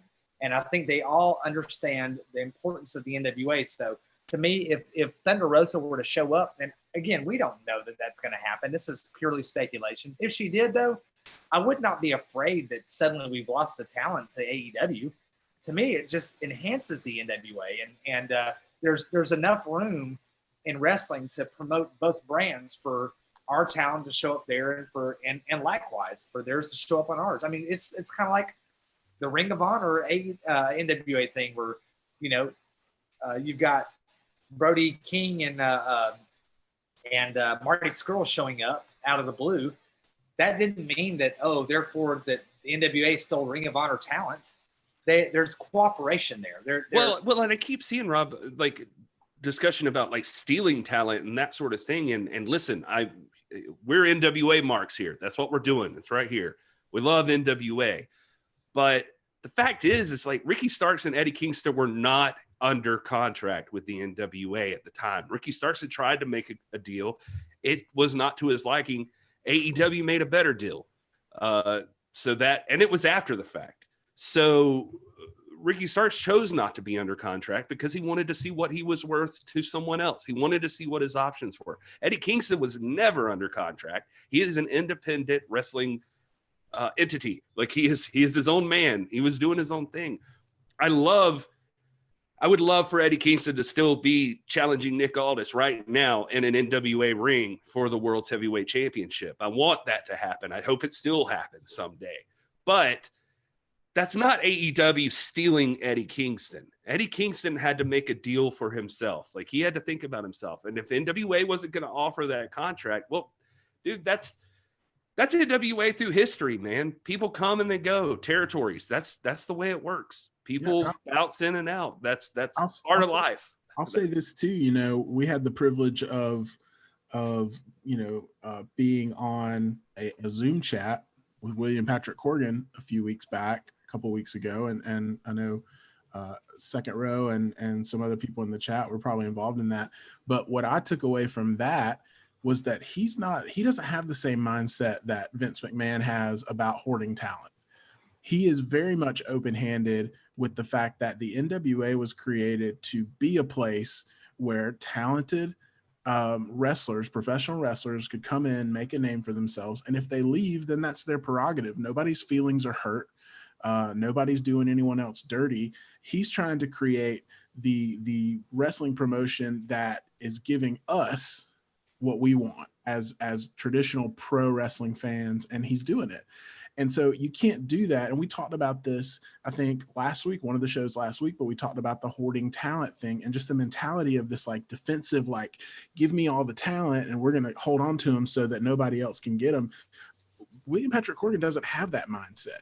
He's about building the brand, and it's not going to be on the back of one or two talented people. It's going to be as a promotion. And yes, there's Nick Aldis and there's Thunder Rosa, and right now they're the two top champions in the NWA, but the NWA is not just those two people, and it never will be. And yes, there's going to be people that rise to the top, and there's going to be people that become kind of franchise players in the long run for this modern iteration of the NWA. But they're not trying to like build up a stacked roster. They're going to get themselves over, and the NWA have gotten over to fans like us because of their creative storytelling, because of them allowing guys to come in and girls and be themselves and get themselves over. We talk about that all the time. And so, I just want to challenge everyone. And this is my perspective. Again, everyone's free to disagree. But let's be NWA fans. Let's be hashtag NWA fam that are confident in our brand, that we are not buying into rumors that anybody's going under, because we've heard it straight from our president that that's not happening. And let's be fans that believe that the NWA can continue no matter who's on the talent roster, no matter who's there, because we believe in the direction of this wrestling promotion. So, in terms of a crossover, I mean, whatever happens is going to happen. But I can tell you, Thunder Rosa is a good friend of this show. She's been on this show maybe more than anyone else on these live shows, and has graced us with her presence and has been very open and honest with us. She loves the NWA, and it's not something she takes lightly. And so I would much rather, if this is something that's going to happen, if the spoilers are true and she's going to show up on AEW, I would just love to watch it as a wrestling fan instead of like an insecure NWA fan. Does that make sense? Like, we don't need to be insecure. This is a wrestling promotion that's been around longer than any other wrestling promotion in history. And, we have no reason to be insecure about it. And so I just want to enjoy it as a wrestling fan. And I just want to challenge everybody else to have that mindset. Again, you disagree with me, that's fine. We're not here to like push an opinion on anybody, but that's kind of my plea, is that let's just enjoy the wrestling. Let's not worry about talent poaching and things like that. And let's just see what happens, Well, I'm with you, Will. And I just want to add too, like, part of what I feel about it is listen, I get it. WWE hurt you, man. WWE broke you. And we're all abused wrestling fans because of the way the wrestling world has been over the last little while. But I would ask also that you just have a little faith, like just have a little faith in the process. And I'm not going to sit here and lie to you and tell you, like, if I had to pick two people right now, if you gun to head, I got to pick two people that NWA better bust their ass to keep at all costs. Like, they are worth what it takes to keep them. It's Nick Aldis and Thunder Rosa. Like, that's who you got to hold on to. And if you look at Thunder Rosa in any spot ever, like in any interview, in any wrestling event she's ever been to, if you look at Mission Pro Wrestling right now, if you look at her Twitter account, her Instagram account, and you don't think that this lady takes her life and her career very, very seriously, then I can't help you. Because there might not be another wrestler right now working that works harder than her at promoting her brand and her abilities and making sure who she is, where she's at, she's the champ, like all of that stuff. Like, she and Aldis are like neck and neck in that for the NWA too. And that's what you got to have. That is your base. That is your base to make a solid company. So I'm with you. I don't want to see her go anywhere else either. Well, and the thing to remember about that is that she carries that NWA banner wherever she goes. And for her to appear on national television on another promotion gives more exposure to the NWA. So well, and that's what I was getting at too, is because I'm just thinking to myself, have a little faith. Thunder Rosa, a woman who takes herself that seriously, and I mean that in the best way possible, who takes herself and what she does seriously. She is carrying that title with prestige and honor. She is not about to make some deal to just go do a job to somebody just for the hell of it and it not mean anything. Right. She is not doing something without a solid plan that she thinks it will also benefit her and the brand as well. If anybody out there is taking the entity that is the NWA and trying to draw an analogy between it and the WWE, and if Jay Cow were here today, he would tell you the same thing that I'm about to tell you, then you don't understand the nature of the NWA. You don't understand it. Right now, this very day, the NWA World's Heavyweight Championship is hanging in the headquarters of the WWE because they venerate that belt. They venerate it. Thunder Rosa is going to be defending that title on September the 18th in a non-NWA environment. That's what the NWA is. That's what it always has been. The landscape right now is much more like the territory days than it's ever been since 91, 92. And if you think that because someone goes to AEW that suddenly they've left the NWA or that now that's over with, then you just don't understand the NWA. Then you've got a paradigm blockage or a conceptual problem in your understanding of the way the NWA looks and perceives wrestling. The AEWA has a champion. The WWE has a champion. Ring of Honor has a champion. Impact has a champion. But the only one true lineal champion is Nick Aldis and Thunder Rosa. He is the lineal champion, which overarches all of the other promotions, and they all acknowledge that. So don't think that if Thunder Rosa shows up on AEW to challenge Sheeta for her less than important championship, that somehow now she's not NWA anymore. She's only elevating the brand. NWA hasn't lost anything. I don't feel like that's even lessening anything. I mean, that title is out there, dude. It's a person out there saying that she's the world's heavyweight champion. Why wouldn't Thunder Rosa have the, pardon the word, lack of better words, but why wouldn't she have the cojones to be like this chick's out here saying she's top dog and she's the champion. I'm going to come take it from her. I'm going to show her who the champion is. And I mean, that seems perfectly valid to me. I don't feel like that's such a reach that it's like there's an open challenge and you're really going to put it out there knowing I'm out here. You don't think I'm going to come take it? Then, I mean, that's just Thunder Rosa out to prove that she is the champ.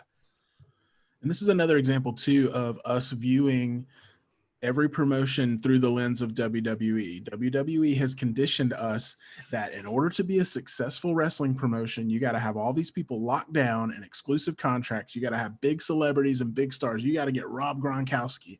Well, we see how that panned out. You got to get all these people and you got to have celebrities and you got to have all this kind of stuff. No, the NWA has a completely different mindset, and we talk about it all the time, and Nick Aldis talks about it, and William Patrick Corgan's talked about it. They go for the prize fight feel. You don't have to have 1,000 big name celebrities locked down to exclusive contracts. If anything, that's a poor business decision. The NWA, and this is not disparaging to the NWA because they'll tell you this, they don't have WWE or AEW money. It's not smart business-wise for them to just start throwing big money contracts at people just because they're scared that they're not going to be successful if they don't. I think that they know that they can still be successful without that because, as you said, Rob, that's the fundamental way that the NWA has been built throughout all time. It's not on these, on these like giant celebrity superstars.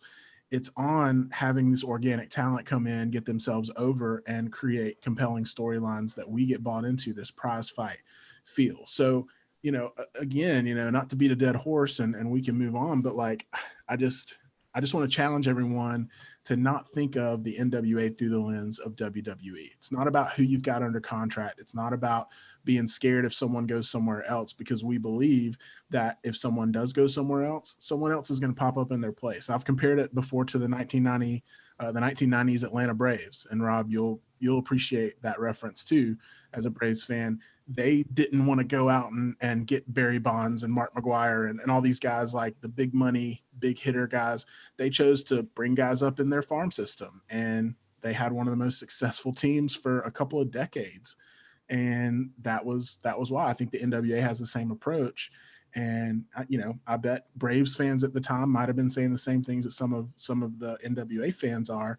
Oh, why don't you go get this person? Why don't you go get this person? Oh, don't let this person go. They're a big name and stuff like that. But the results in the long run speak for themselves. And that's where I'm choosing to put my faith, is those long-term results. I just really feel like it's like you're saying, it's built in defeatist. This defeatist mentality comes from like just what WWE has made the wrestling industry mean.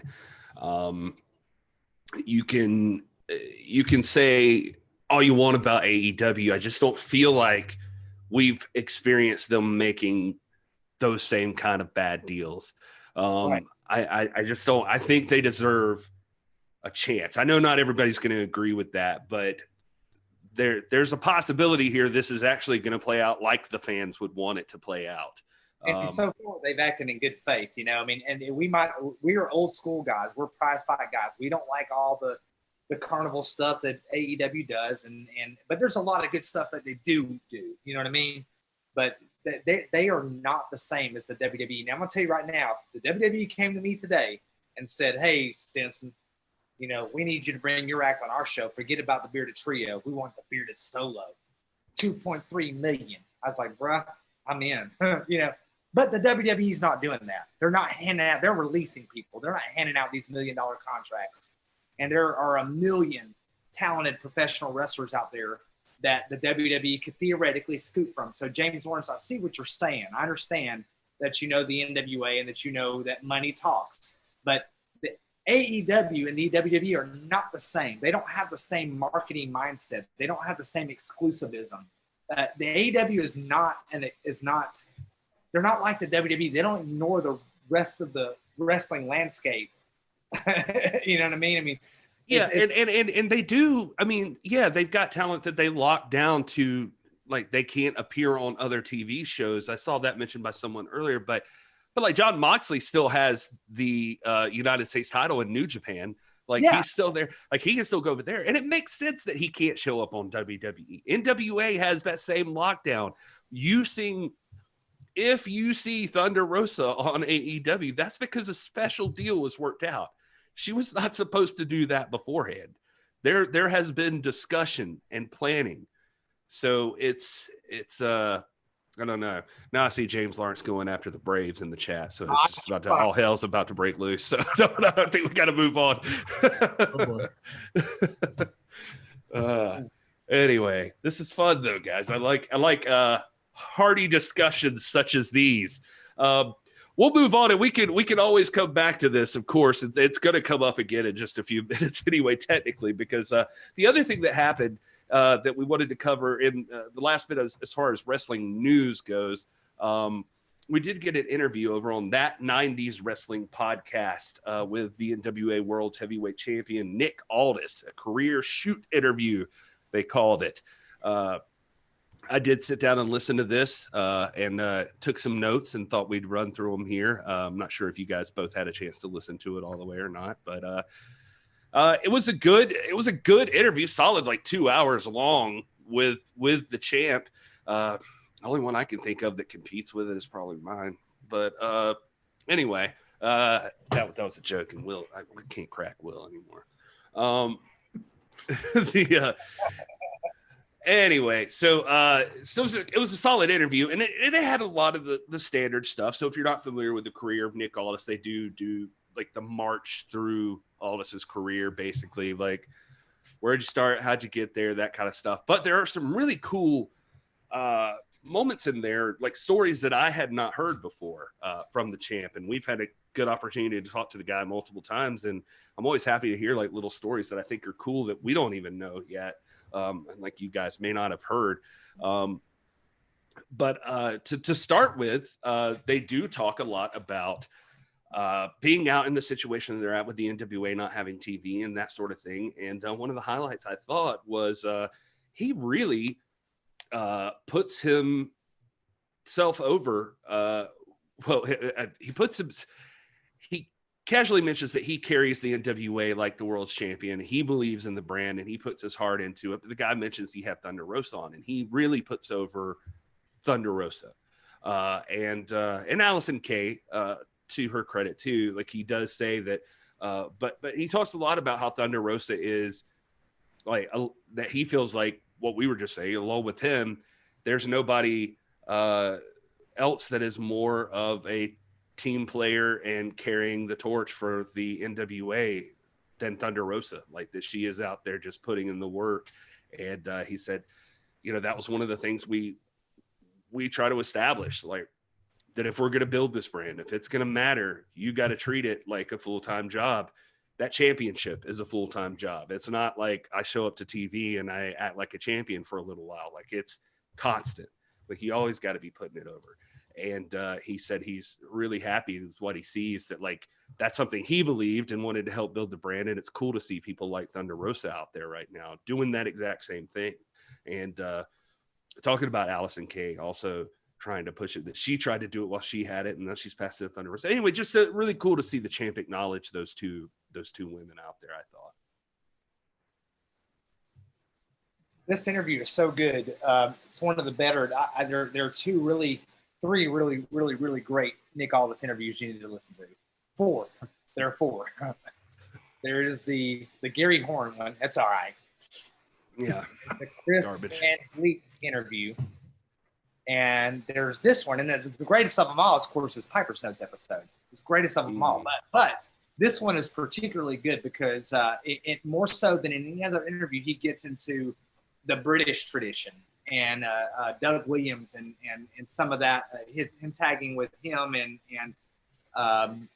some of the other things. I mean, he goes really deep into some of the very salient points of his Impact days and all that, more so than others. But the part of this interview that really resonated with me was him talking about Rocky and how he said wrestling should be like Rocky. You know, it should be built around the prize fight, and the champion should be Apollo Creed. And and the reason I like that is because we have literally been saying that since February. We've said that on virtually every show.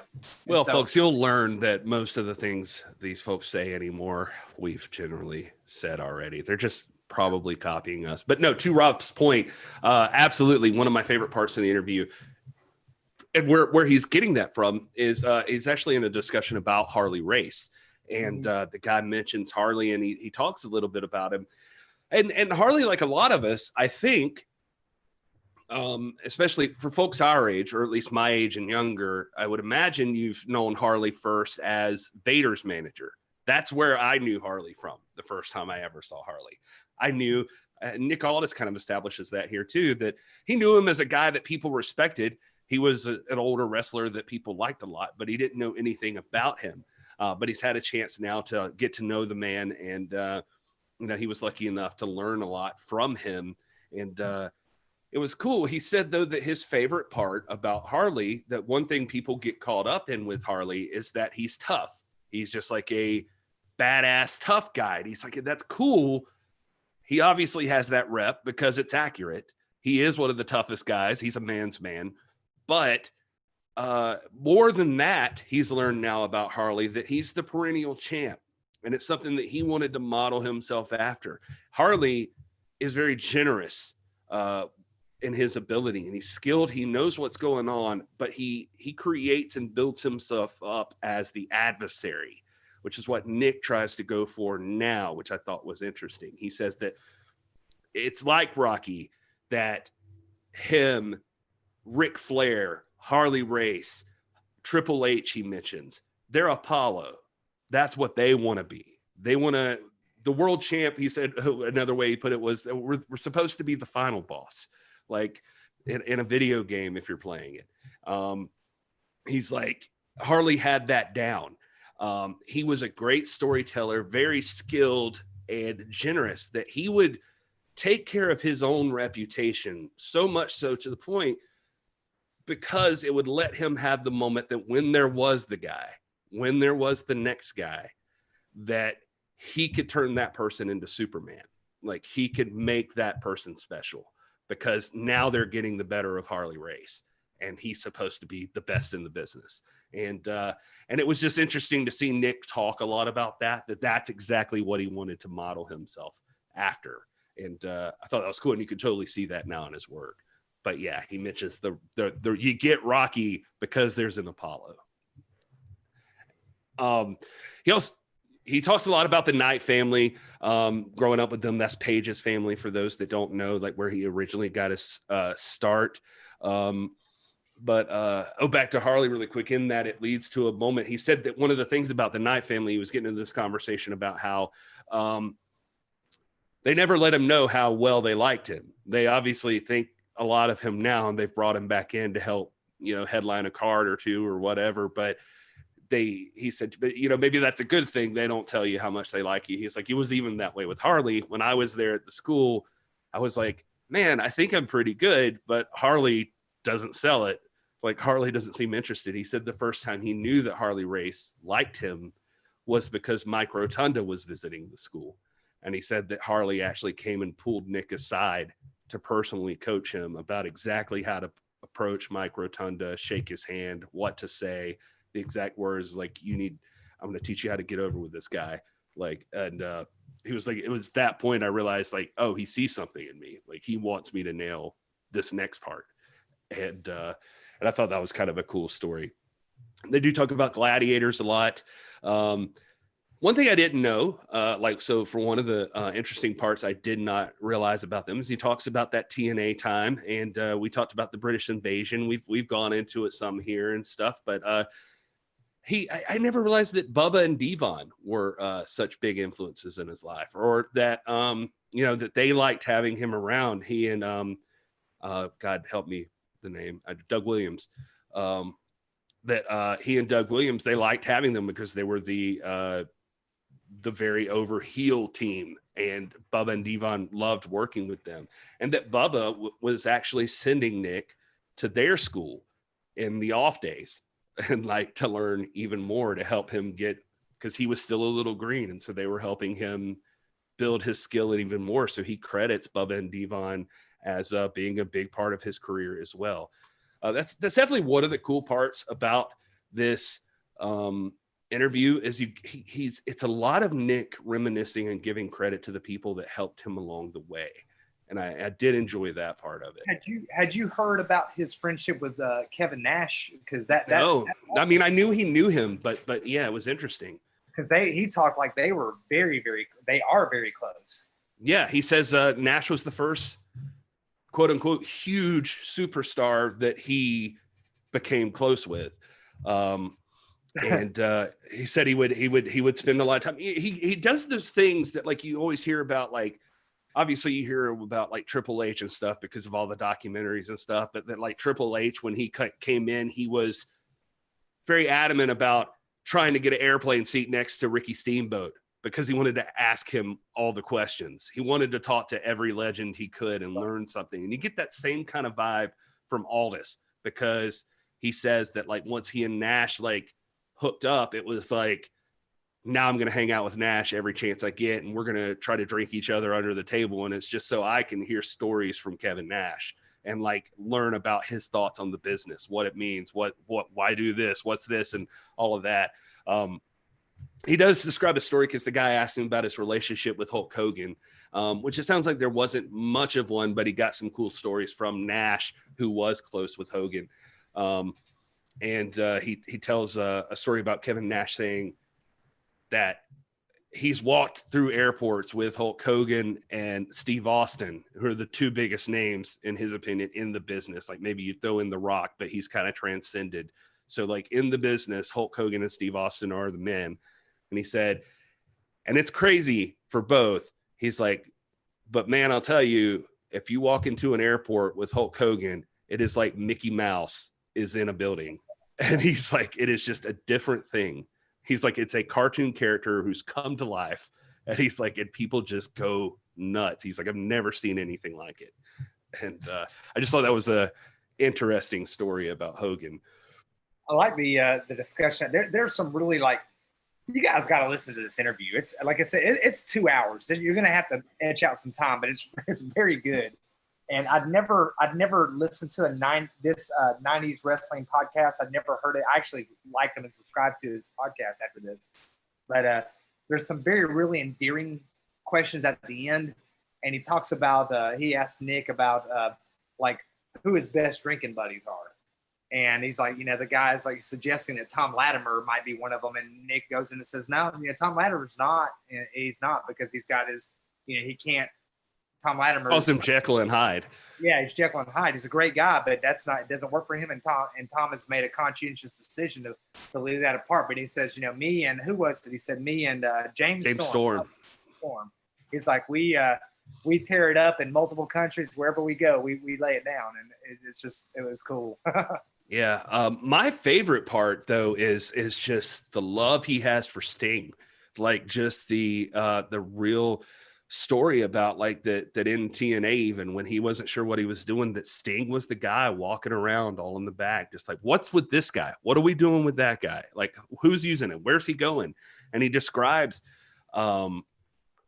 getting ready to get on a plane and checking his agenda for like the next taping of TNA, and seeing that like Doug Williams and Rob Terrier booked as the British Invasion against like the Dudleys or something.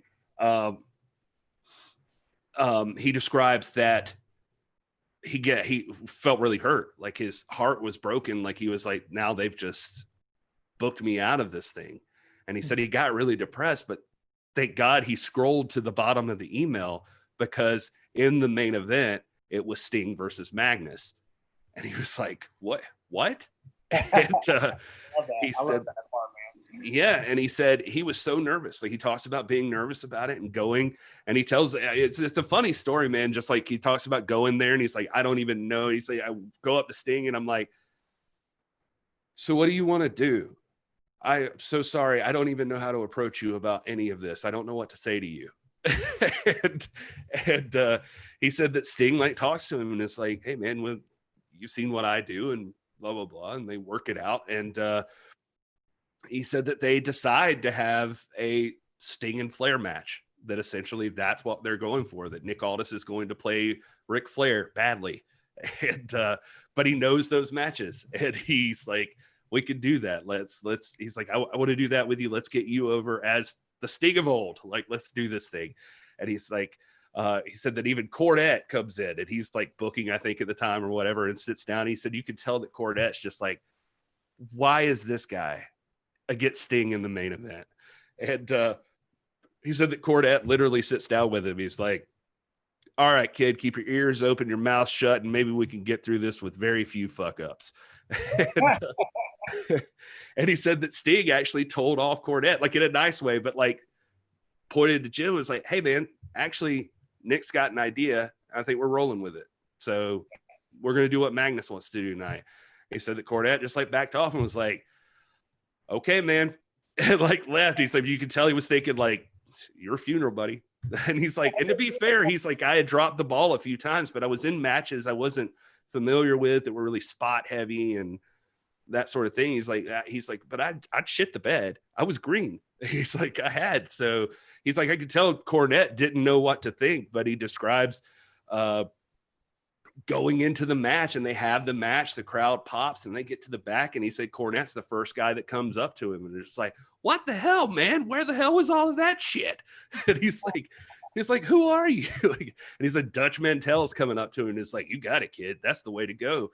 And he said that was when he knew, like, he was getting it, and like that at that point, that's where he met Kevin Nash. Really, it's like Kevin Nash came up to him and was like, shit, man, I saw that match with Sting. You know what's up? You're with me from now on.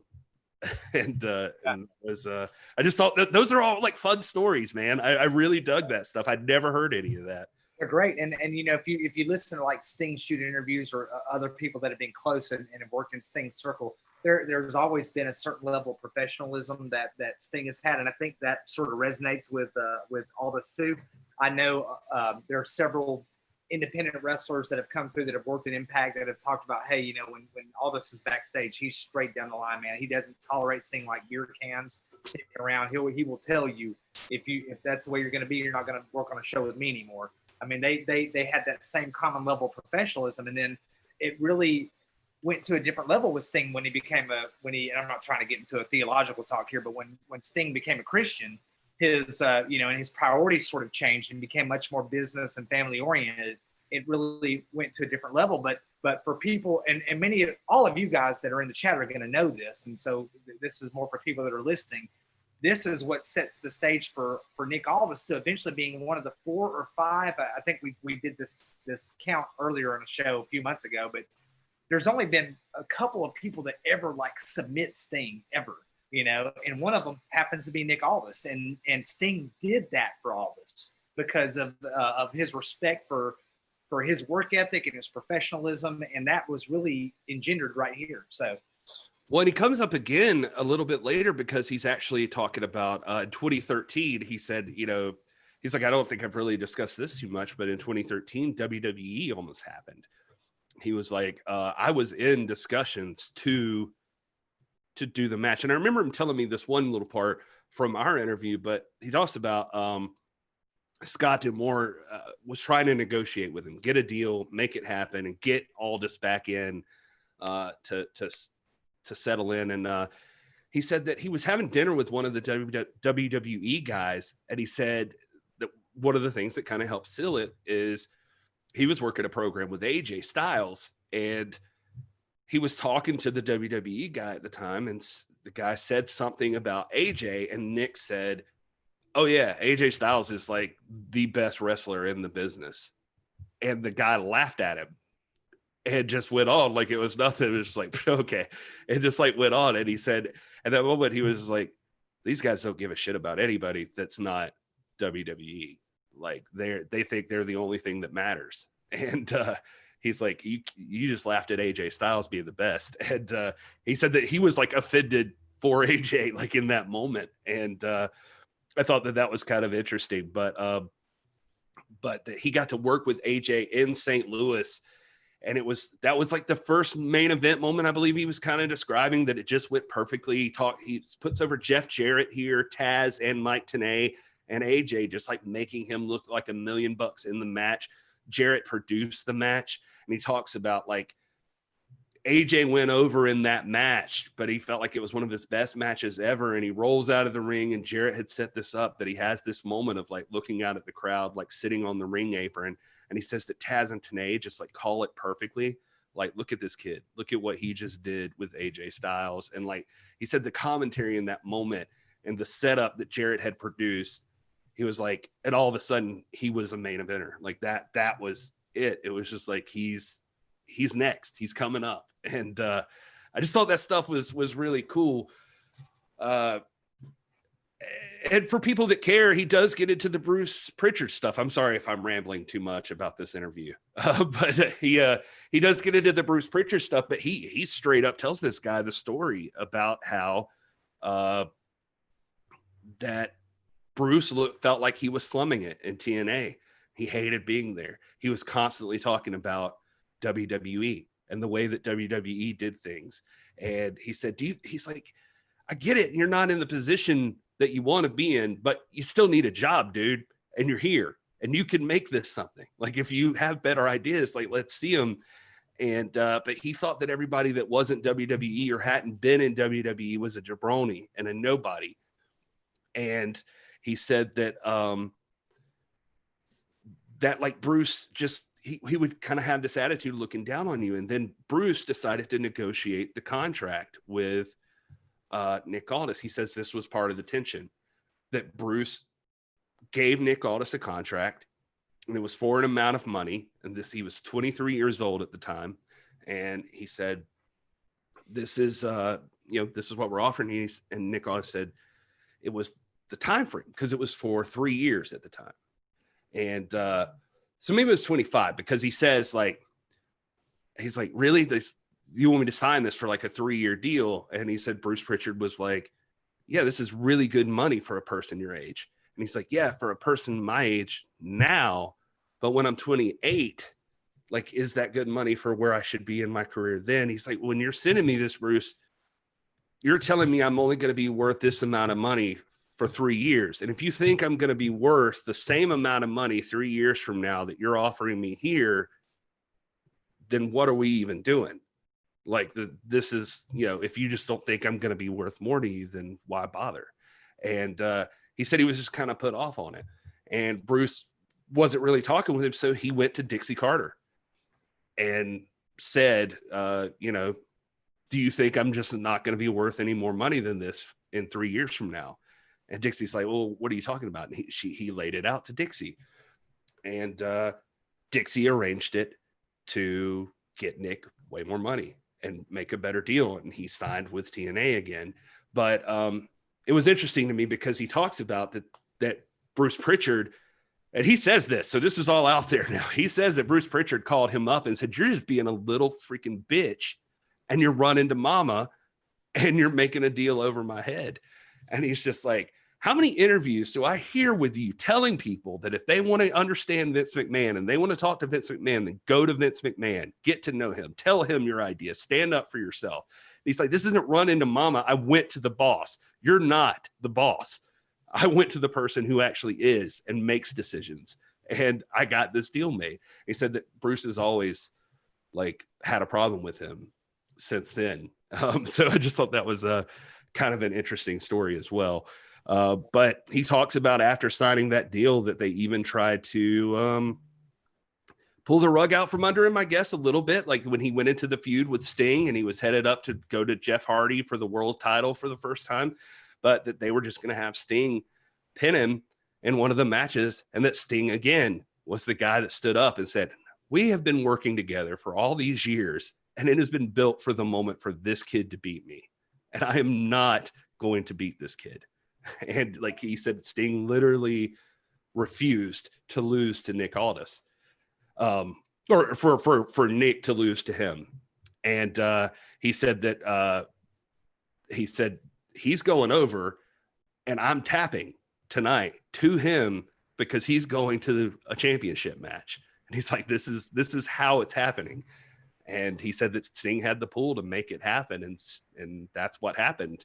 And he said they even walked to the back together and Sting pointed right at Dixie. And I think it was John Gaburik, he said, and was just like, now it's your problem to make that mean something. And anyway, I just thought it was just really cool to hear that. And that, then moving on to the next part, that Jeff Hardy, like putting him over, making him look like $1 million. And anyway, I've rambled enough. If you want to jump in, Rob, I'm sorry. I just, no. I would just encourage you. This is a very easy listen. I mean, Gary, am I right? I mean, this goes fast. It's like 2 hours, but it'll go fast because it's so packed full of stories that we had not heard. I mean, I feel like I've listened to just about every interview that Nick Aldis has ever done, but there are stories in here that I'd never heard before. And I mean, well done to it's 90s Wrestling Podcast. Is that his name? I want to put him over. Yes, the 90s Wrestling Podcast. Yeah. Or man, that 90s Wrestling Podcast. Yeah. So. And it's based out of England or somewhere, I think, somewhere over there. Yeah, he talks about growing up like 60 miles away from where Nick did or something. Longtime fan of Drew McIntyre, and just this is a guy who knows his stuff, and he's asking good questions, and he doesn't talk over the champ. I mean, you got question, and then Nick Aldis will go on a diatribe, and his answers are very fleshed out. He'll ask a question, and Aldis will respond, and he will be very thorough. It's like a 10-minute answer for every question. So it's you're going to get 2 hours of Nick Aldis talking about everything. And it's fantastic interview. Absolutely. And I apologize to anybody that I rambled too long, but it is that good. And it's I didn't even hit half of it. I don't think that they get out of him, but some very cool stories. And he caught the champ on a really either the kinmanship of their locations, or he just caught the champ on a good day or something. But the champ's very like just eager to reminisce and to think about and put over the people in his life that meant something to him, almost like a Hall of Fame speech or something. He's sitting on his front porch, man, and when the interview starts, it's daylight. It's like the sun is out, it's bright, and then by the end of the interview, it's pitch dark outside. And he has been here the whole time, and it's a good talk, man. I'm glad that Nick Aldis gave that young man that experience to get that interview, because I know it meant the world to him too. But that's just, we've seen it in the chat. That's what our guys do in the NWA. Thunder Rosa, Nick Aldis, Josephus, they're all, Tim Storm, they're all accessible people. Marty Bell, Allison Kay, they're very accessible. And Nick Aldis and Thunder Rosa, more than any others, epitomize that. So, absolutely. All right. Well, that wraps it up for the major news portion of the show, I think, unless you guys have something else to add. Anything? All right. No, well, I'll just say we did have a request from Second Row to post the link to the podcast that we were just talking about. So I'm going to throw it in our Discord. We'll probably throw it in the comments of this after, but everybody should definitely go listen. I actually haven't, which is why I've been quiet and let these two guys talk, because I've been with family all day today. But ironically, I was the one that sent the link out to you guys, but haven't had a chance to watch yet. So I'm going to do it, but we will share that link out so you guys can check it out. Absolutely. We're a team here. That's what we do. And Gary took charge of that one and wrote down literally the whole interview and just repeated it all word for word. No, thanks for carrying me on that one, guys. Appreciate it. But speaking of the Discord, by the way, you can find a link to the Discord in all of the comments on these YouTube videos, in the descriptions. I even think on our social media pages, you can find that in our link tree, that sort of thing. Make sure you join the Discord if you haven't already. It's a fun place to chat with people about wrestling in general, but especially the NWA. And we cover everything. You put over your stuff. If you got stuff like wrestling themed stuff or whatever, just art, anything, you can put it over in there. It's fun just to have a community you can hang out with. It just talks about wrestling 24/7. We got channels about music, about other promotions. We got it all in there. We got a NWA fam channel to talk about life and things like that. So we're just creating a community. It's a pretty lively chat, much like the chat we got going on right now. If you're not joining us, if you're listening on the podcast, you're going to want to join in on one of these. It's been a pretty lively chat tonight. So it's definitely worth checking it out live. Oh, it got rowdy at certain points. There were points in the chat where I just had to minimize it, because I'm going to get caught up in the actual chat, because Stinson's over here going back and forth with somebody about something. And if y'all don't look at the YouTube comments, Stinson be getting rowdy sometimes. He likes to fight. Well, he just recently learned that you could chat, right? Isn't that how he got on? Piper's like, hey, you got this little feature here. And I'm like, what? They got that technology. Oh man, besides the Discord server, you can also, of course, right here on YouTube, if you're watching already, we're grateful for you. Hope you are subscribed. If you're listening on the podcast, go to the YouTube channel and hit subscribe. It's youtube.com/the NWA pod. If you are not following the podcast, you can also do that for the days that you can't catch the video. It all goes up on the podcast feed. And you can just hit that on any of our social media links. You'll find the link to. We're on Spotify, Apple Podcasts, anywhere you get your podcasts, you can find us. Napster. Yeah, Napster. Oh man. Anyway, so what we're going to do now is what we always do. We're going to wrap up the podcast portion of this, and we're still going to hang out with the live chat. And we're going to talk about anything you guys want. You guys already sent us some topics. If you got more, send them in the chat here or on social media, whatever. Will, where are you in the interwebs? At Hey It's Will with 1 L, pretty much everywhere. Also want to mention, as I did before earlier, the website, thenwapod.com.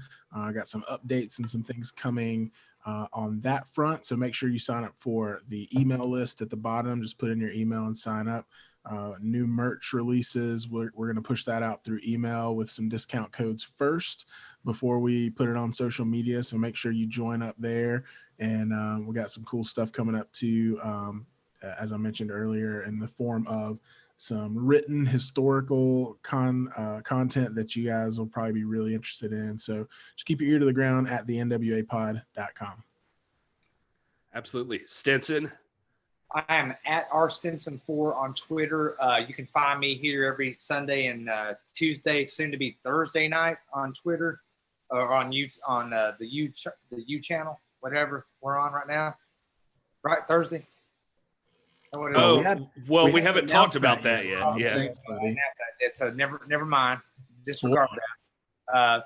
Friday on Piper's Notes. I also want to put over all the acolytes of the NWA, hashtag NWA fam that do their hard work, the Nation Show, Dr. Red Tyler, man, who is just chomping at the bit to get into that squared circle and have an active role, and wrestling with the MMA, who's always out here being faithful and every time, just making the show fun. But, you can find us anywhere you see the hashtag NWA fam. All right, and I am at This Is Gary Horn. I'm that on all the social medias. The podcast is at the NWA Pod everywhere. Like Will said, check out the NWApod.com. You can buy us a beer there if you want to. If you like what we do here, super helpful and plenty of cool merch and stuff. Will does a great job with the website. Anyway, that's going to be it for the podcast portion. If you're listening to this, thank you so much for doing that. We are grateful to you.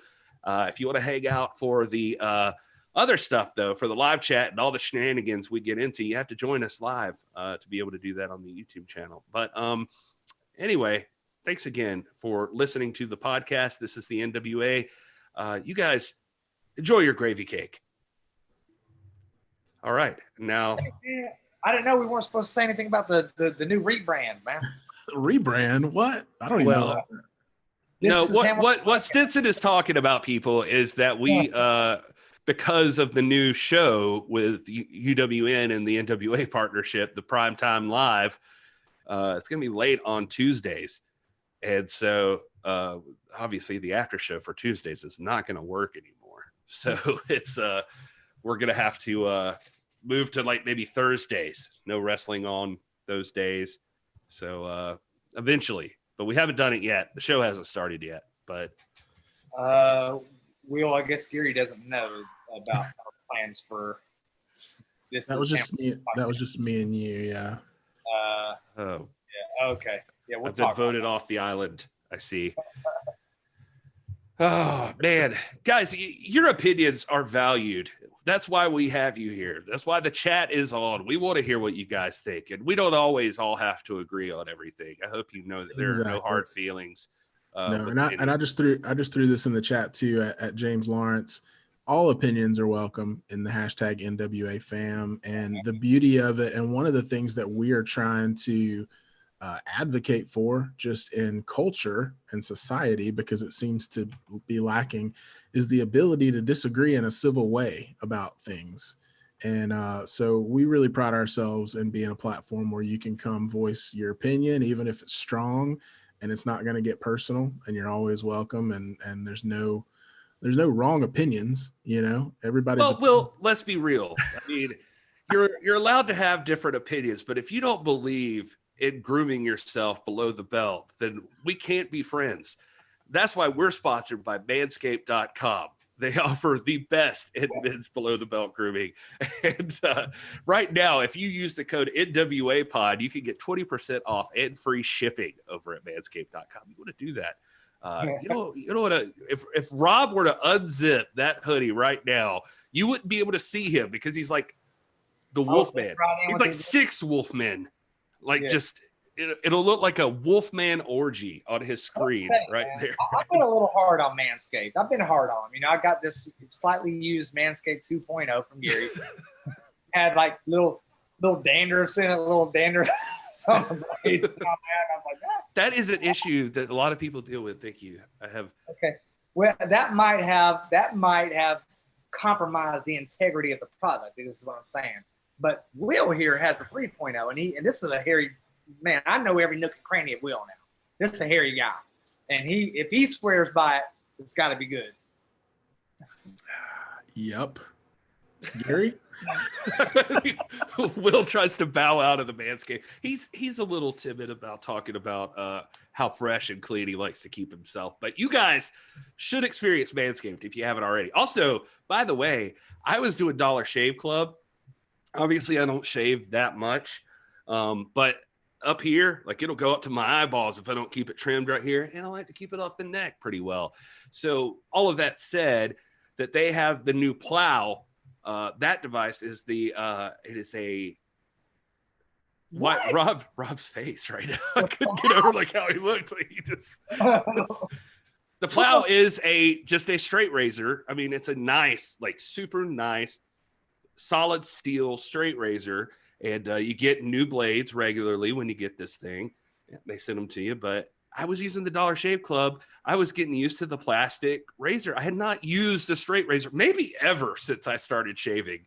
And I went to this thing. And it is fantastic. And they send you the straight razors. It's very nice. Can't recommend that enough. But it's worth a shot if you guys are interested in that. It's called the Plow. But they also got all kinds of other lots of good smelling stuff. To make your wife or girlfriend or boyfriend or whoever happy. All of that at manscaped.com. Offer code NWA pod. Just plug that into the promo section. You get 20% off and free shipping. It's beautiful. It's a beautiful deal. We thank Manscaped and we thank you. Man, well said. Thunder's husband, boy. I'm the man that Thunder's husband loves to hate, man. I love Brian.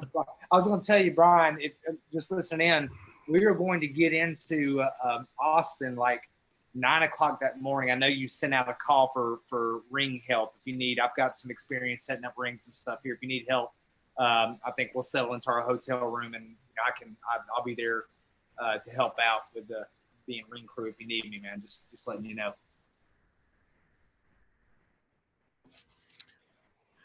Yeah. Now, and Gary left to go take a pee break, and now we don't know what to talk about. We're like, I had something that totally. Oh, I was gonna say. So now the after party started. We're probably gonna go for another 45 minutes or so. I want to thank Ryan Romano, Wrestling with the MMA Front Row, for sharing out, and Dave Scooby, as always, the number one hype guy, for sharing out this show on social media. You guys that haven't shared it out, I'd love for you to go share it out, and let's get this chat hopping for the last 45 minutes or so of the live after party. I don't know if you guys watched the viewer count, but there's always like an influx, and I can go see that it's when one of you guys has shared the link out, and we get a lot of people join that don't normally join. And we're here, as we say all the time, we're here to spread the word about the NWA and about wrestling. And so the more people we can get in here, the better our conversation can be, the more lively and the more eyeballs we can get on the National Wrestling Alliance, which is our goal, to celebrate and elevate the NWA. So if you haven't, we'd love for you to share it out and get some other wrestling fans in the chat to hang out for the rest of the after party.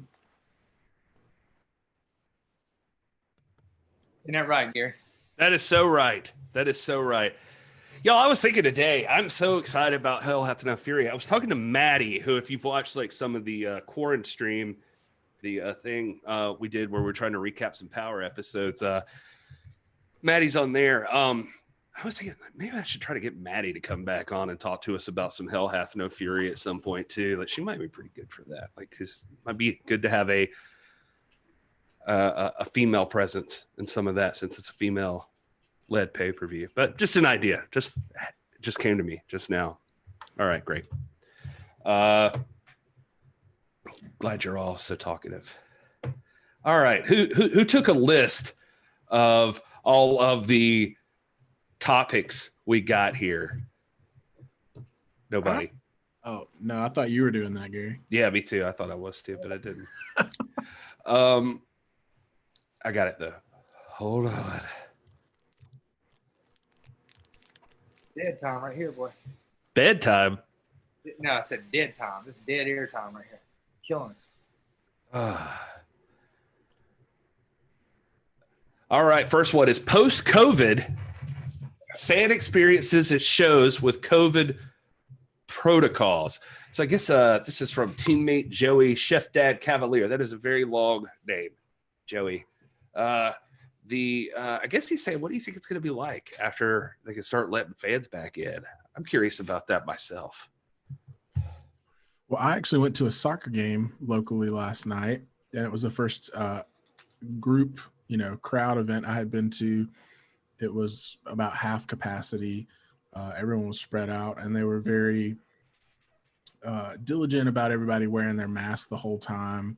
And honestly, it didn't really hinder the experience that much. I mean, yeah, it's a little bit uncomfortable to wear a mask, especially outside in this weather, but it was still a great time. And I think, it's going to look a little different, and there's probably going to be masks. And I mean, they took our temperature when we went in and stuff like that. And they weren't allowing like bags and stuff like that. But other than that, man, it was a pretty normal experience. So I'm hopeful that wrestling will look that way. I think that the main issue is going to be the capacity, especially being in arenas or things like that, or when we're talking about NWA Power returning. It's already a small venue, so how they're going to handle the social distancing aspect of it may change the look and feel a little bit. But I think we're getting there. I think we're getting back to quote unquote normal. It's going to be a while, but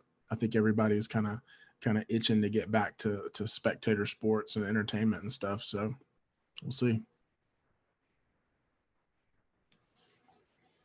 Yeah, we at the AWF, if you watch Viral, that is primarily an empty arena show, but they are doing shows one the first Saturday of every month, and we've done 2 now since COVID.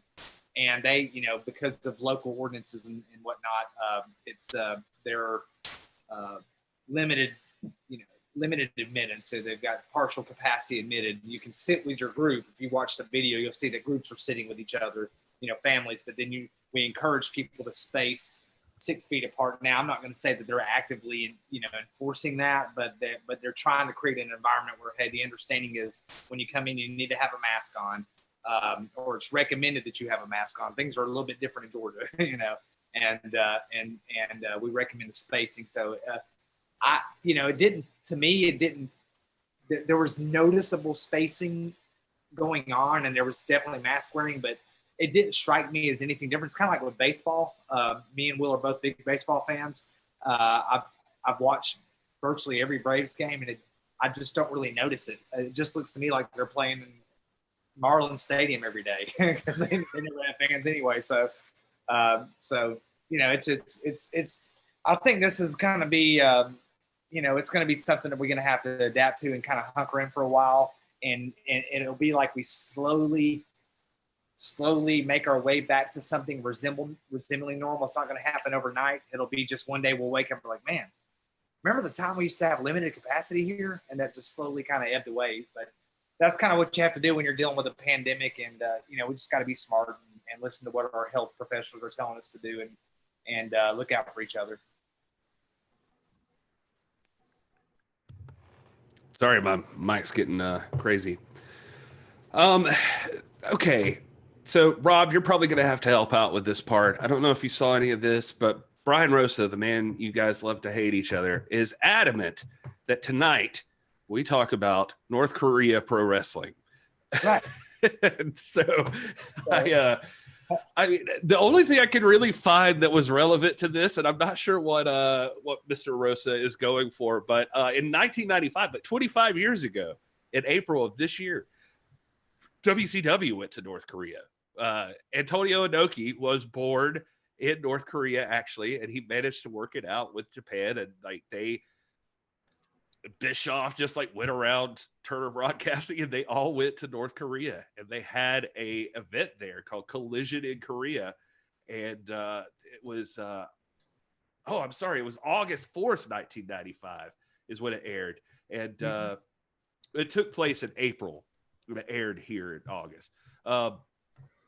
And it was the first ever North American wrestling promotion to be held in North Korea, and it holds the current record for the largest combined attendance for any wrestling event, with a claimed crowd of 165,000 and 190,000 for the first and second day, respectively. Dave Meltzer reported different numbers, but well, we talked about that. Retired boxer Muhammad Ali was the event's guest of honor. New Japan Pro Wrestling's Hidekazu Tanaka was the ring announcer. Masao Teama and Tiger Hattori refereed the matches. Commentary for WCW was provided by Eric Bischoff, Mike Tenay, and Kazuya Ishikawa.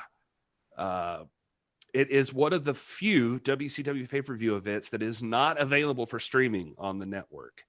So you can't actually go watch this right now. But it featured this is the card for anybody that's interested. Wild Pegasus defeated Too Cold Scorpio.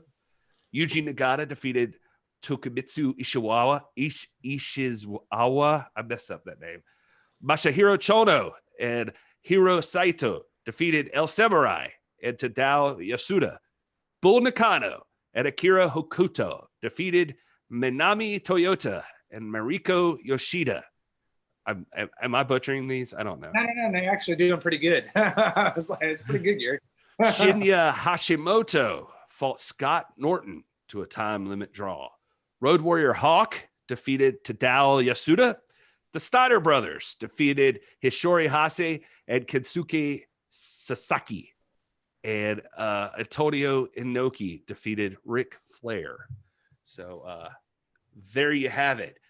Okay. You're going to have to let us know in the chat. I was going to say, A, why are we talking about this? And B, this is really weird because last night, as I mentioned, my wife and I went to a soccer game. It was a date night. We were eating dinner beforehand and we were talking about, future plans and traveling, and we both really want to go to Asia. My wife is really into Asian dramas. I don't know if y'all ever seen these, they're all over Netflix and stuff. She's really into it. But she was mentioning Korea, and I was, of course, I'm sitting there going, okay, well, what wrestling can we see while we're there? And so I was actually Googling last night. So I don't know if Brian Rosa's reading my Google search history or something, but I was actually searching current wrestling promotions in Korea and stuff like that. So this really random and off the wall, but completely relevant for some reason. Yeah, it's super interesting. It was a cool question, but Ryan Romano, thank you so much for hanging out, buddy. We always appreciate you being here. I want to point out that the lovely Tanya Fields Stinson is in the chat. She's at work right now, and she made a rare. She might. I don't know if she's still in there or not, but she just said, "Hey, she said we're live at Hamilton Medical Center. That's the hospital." I thought we were live with the musical. Her name on here says just Tanya Fields. Did something happen? What's that about, Rob? Yeah, I mean, it's a rough weekend, guys. She never updated all that stuff, man. But she, that's my Tanya. So she it sounds like it used to be. Also, this is random again, but this is a Korean moon pie. This was in my bag. Don't ask me how I got this, but I don't know why all this stuff about Korea is coming up. But is that really a moon pie? Because moon pies are made here in Chattanooga. No, it's the equivalent. It's the same thing. It's the exact same thing, but it's I believe this is that is not a moon pie. FYI, thanks to James H. Jackson Jr. in the chat for pointing out that if you just type in collision in Korea, the first video on YouTube that pops up is the full event. So nice. You can still watch that if you'd like. Gas party. So it's easy to find. All right. I hope that filled your North Korea wrestling needs, Brian. I hope that helped. That's why we were talking about he wanted us to talk about North Korean wrestling. Who will be Mr. Aldis's first opponent on the new weekly show? That's from RJ Krasinski. Seems to be a question we get a lot. Yeah, I don't know. I think that I don't even know if I should say that. We heard some stuff, but it's interesting. You could tell there was some interest in one possibility that may not have played out. I don't want to say any more than that, I guess, but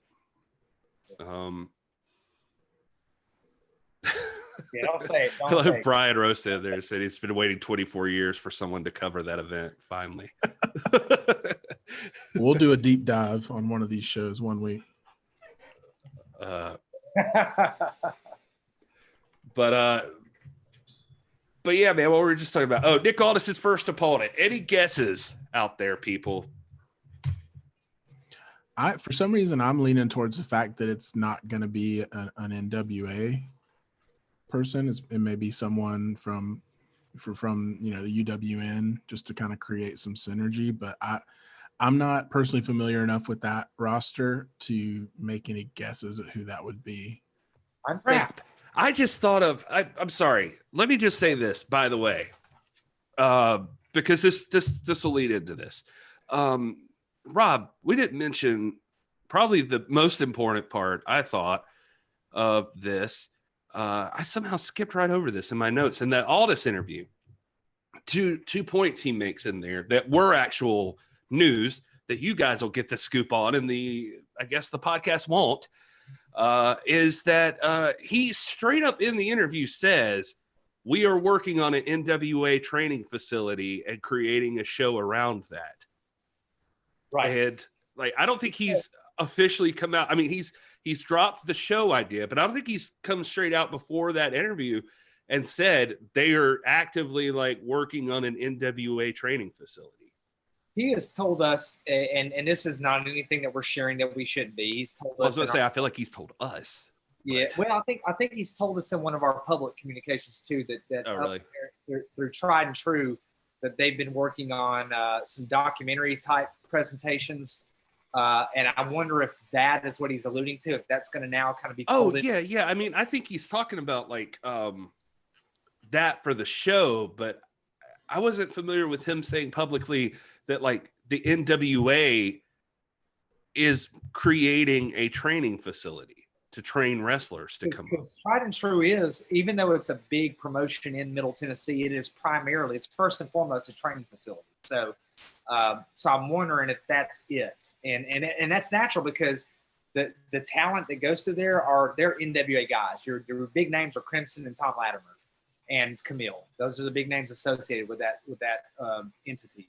So and of course we had Alex Taylor, who was last week's guest on Piper's Notes. He's been involved in Tried and True and works with those guys some, and then of course Aldis appears from time to time there, not as a regular mainstay, but he's there as a presence. So I'm wondering if that's, and of course when Nick Aldis has been putting stuff out on social media, Instagram and whatnot, of him and Latimer working out, and that is at Tried and True. That's at the Tried and True facility that they're doing that at. So yeah, so I'm wondering if that's a reference. It could be like maybe they're forming an official partnership. But I dropped that. That was the first bit of news, but actually the one that's most relevant to the current topic about Nick Aldis defending the championship. He does say, and we've gotten this question a lot. I know I've seen it.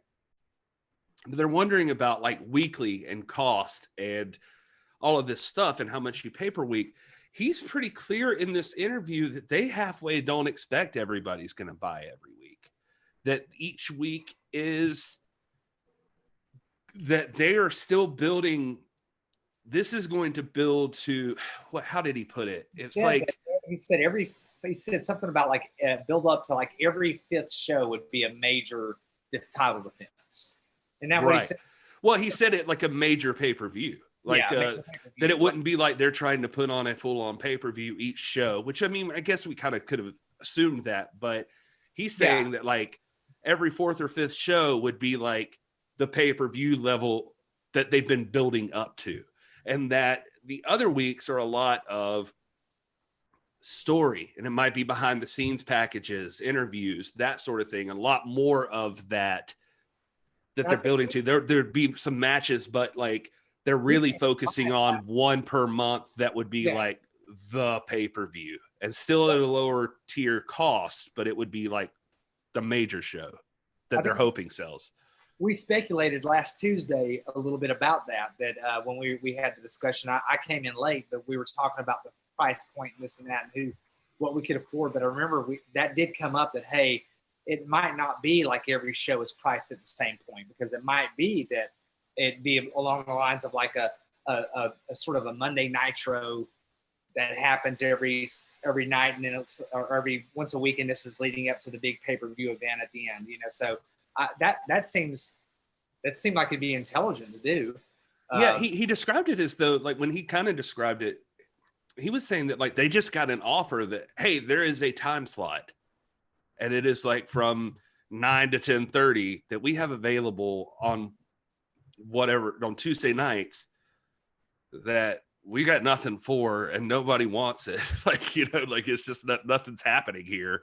I don't know if those were the exact words, but he was just like, basically they were offered, like, hey, do you guys want to do something in this time slot? And they were just like, all right. So, but it's like a weekly thing. So they're going to be putting out stuff for it weekly, but they're still going to treat it like they're building to hopefully a monthly pay-per-view or so. Like, like you said, every 4 or 5 weeks or whatever, they'd be building to a major show that has like the big title defenses and the big matches that they've been working on. Anyway, it's just an interesting thought. So the way I think that plays in is, I'm sitting here thinking, like, okay, well, who's Nick Aldis going to face first? So I imagine Nick Aldis does not face anybody until 4 or 5 weeks in. Like, it seems like Marquez told us in the interview here that he would be there week 1. Aldis would be, but that's not to say that he would be defending the championship or in a match or anything like that. It's just Aldis will be there. But the NWA championship, I would imagine we're going to see a build up to somebody in a match 4 or 5 weeks in, I guess is what I'm saying. So that may or may not affect your opinion on who he might face. Like, it'd be easy for it to be like, if you drop in week 1 and you're expecting Nick Aldis to be on the show, like maybe he defends the title against, I don't know, a person who's probably at the mid-card level or something, I don't know. But it sounds like they're going to treat it more like, no, we're going to build up a title match for Nick Aldis. Right. So it'll probably be a name, like somebody relevant.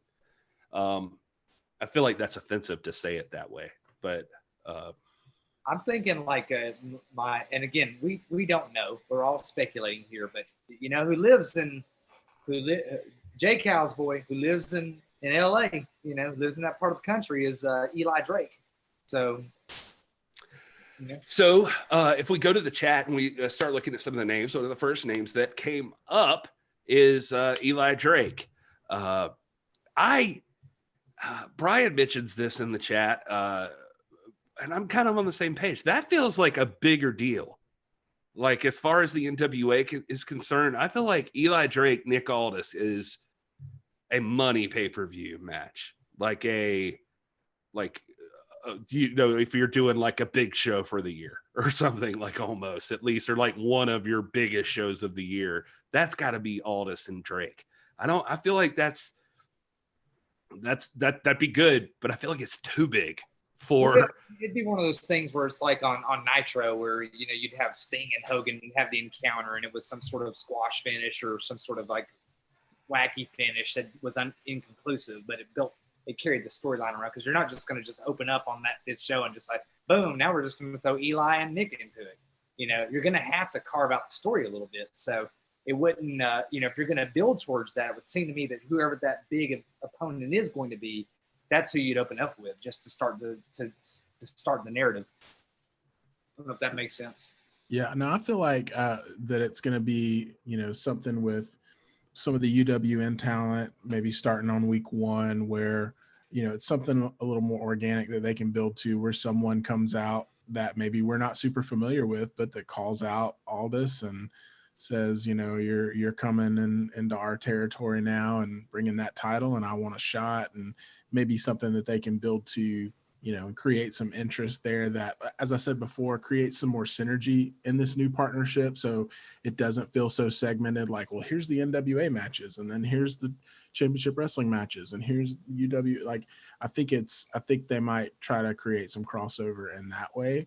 And then, as we're saying, not like jump straight into like a match that could headline, an NWA specific pay-per-view down the line, like Eli Drake versus Nick Aldis. I would see that making more sense from a storyline perspective. Yeah, I'm seeing a name like Watts pop up in the chat. That seems like a valid competitor. Watts is a big boy. Nick Aldis versus Zicky Dice, possibly. Yeah, I bet I see Zicky Dice drop that belt. Because his contract's up in September, so yeah, it's coming along. It's coming somewhere in there. Yeah. The James Storm I'm seeing thrown out there. I mean, I guess they could if they wanted a name like that's but he's the tag champ with Drake, so I feel like James Storm and Eli Drake are going to be kind of out of the world title picture for a little bit. Yeah, I would hope. And Corgan actually said this in the chat, the Zoom chat with him that we mentioned earlier.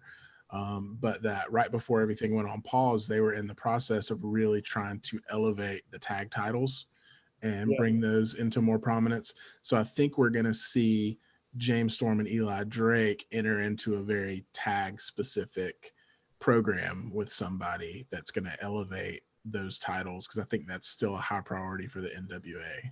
Bro, I love that they've been going back and forth with FTR. That was kind of fun on Twitter. Yeah, that would be awesome. Yep. That's another example for like James Lawrence out there. Like Eli Drake and James Storm have been hashing it out with the FTR on the chat, and FTR was even like, I don't think Tony will have a problem with us hooking it up. We'll go get you, or something like that. Like they were, could be interesting. Aldis versus Muda, says James Lawrence. Man, wouldn't that be awesome? I want to see that. They need to pay that off. That would be great if they could make that match happen. Yep. Let's see here. All right, well, so yeah, I don't know. I'll be interested. What about Thunder Rosa? Am I the only person here who would love to see Thunder Rosa and Heather Monroe build up a match together, like to hook it up? That'd be kind of fun. That's a possibility now. And to my understanding, isn't she supposed to be on that first show too? Maybe Thunder's husband can chime in here. I thought someone said that. I could be wrong.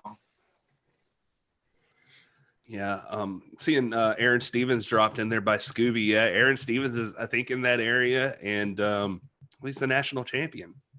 He should be on the show. Yeah. Somewhere, one of these sites reported he would be involved heavily in the booking.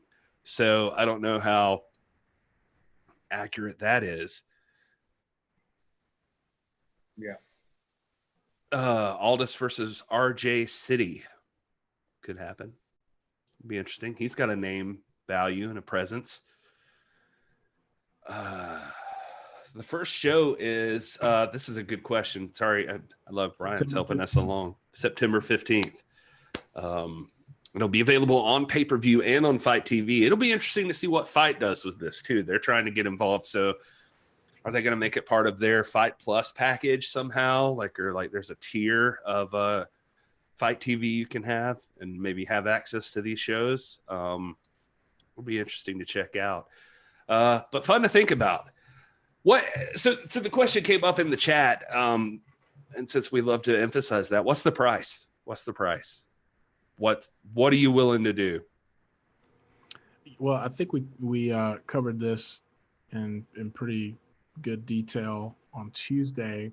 But I my opinion stays the same. I think I've landed at, if it's going to be $5 a week, and we talked more in terms of monthly because a lot of us budget monthly and stuff like that. But, I was looking at $20 to $30 a month to get all the shows. If it's going to be more than that, it's probably going to be a pick and choose type thing for me, where, I'm going to have to, get the ones that I really, really want to watch, that, maybe I know that there's some matches on there I want to see. And then the other ones I might have to just get some recaps from you guys or something like that. But that's the comfortable price for me, 20 to 30 a month. I was having this conversation with our buddy Jay Cal the other day because he thought I was joking, but I was like $5. And he's like, do you mean like, what, how did he put it? I can't remember. Cause I was like, I can't, the thing is I'm a Patreon subscriber also. And so it's like, and I'm in top tier at Patreon, which I'll tell you, and you can all think I'm stupid or not, whatever. It's $50, right? So, and they're right now, that's struggling too, because they're getting us like meetings with wrestlers and stuff. But he was like, do you feel that that's worth it? And I was like, for me right now, yes, because I had it and I canceled some other stuff I was doing and I focused in on this because I want to support the NWA and this is what I do. Yes, but if it's going to be $15 a show or something, you know, I can't, my wife will leave me if I'm dropping $100 every month for the NWA. Like that's probably too much, honestly. And even that's me. I'm a hardcore fan, I think. Now, Rob, I could feel him glaring at me like, bitch, you ain't hardcore. But come on. I mean, like, what's reasonably, like, if, especially, like, is this, because there's logistics here. Like, where are you shooting yourself in the foot if you're NWA with, like, your Patreon? And then also, like, the amount you're charging people to watch the shows. You know, at least with the shows, you're getting wrestling out of it. Right.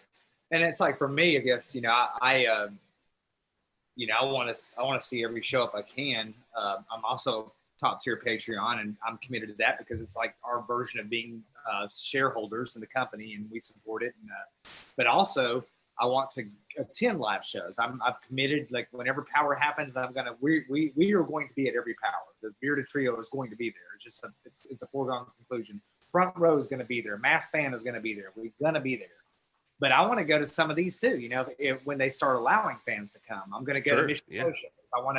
I'm today talking to Tanya about, hey, can I, there's a $75 per day to do the Independent Wrestling Expo in August for the Nick Aldis match, and I'm thinking, man, I could fly out there that morning and fly back the next morning and be back in time for Tanya to go to work for me to watch the baby.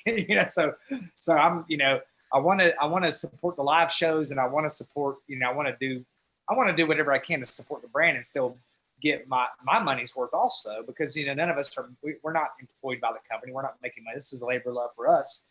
But, I feel like, to me, I don't subscribe to the WWE network. I'm not, I don't subscribe to the Observer or the Torch like Gary does. So I have some flexibility in some other areas that I'm willing to put towards that. It's just, I don't know. To me, it's important. I want to support them to the extent that I can. I think hopefully they'll be fair, and I realize that everybody is not in the same financial stance that we might be in or whatever. And but I'm gonna get as many pay-per-views as I can. I know that. I know I'm gonna be at every live show that I can be at. So it's just that, to me, I'm committed to it. So. All right. Well, whatever else you guys want to talk about, you can drop it here. Price is definitely going to be a big deal in regards to this story. I can't wait to see what the answers are that they have for us. I turn off this light. Look a little more normal. I don't know. Anyway, you got to get it dark in there. You got to get it nice and dark. I like setting the mood for after dark. Yeah. Look at this. I got to do the this guy. Hello. Yeah, look at that. Hey. We're changing our backgrounds now. It's after dark, baby. You're here live for the NWA pod. Bring in all the questions. We got all your answers, Daddy. Whatever you want to talk about, we'll talk about it. You hear me, chat room? Ask away, baby. Look, I got dancers behind me. Yeah. I'll show you. Let's get goofy. This is the one I use for work. People think I have a very nice house. That's fantastic, man. Just here in my home office. Dude, I just saw my first Zoom horror movie. What? Host on Shudder. What, Rob? It's a family show. Hey, that's it. But hold on now.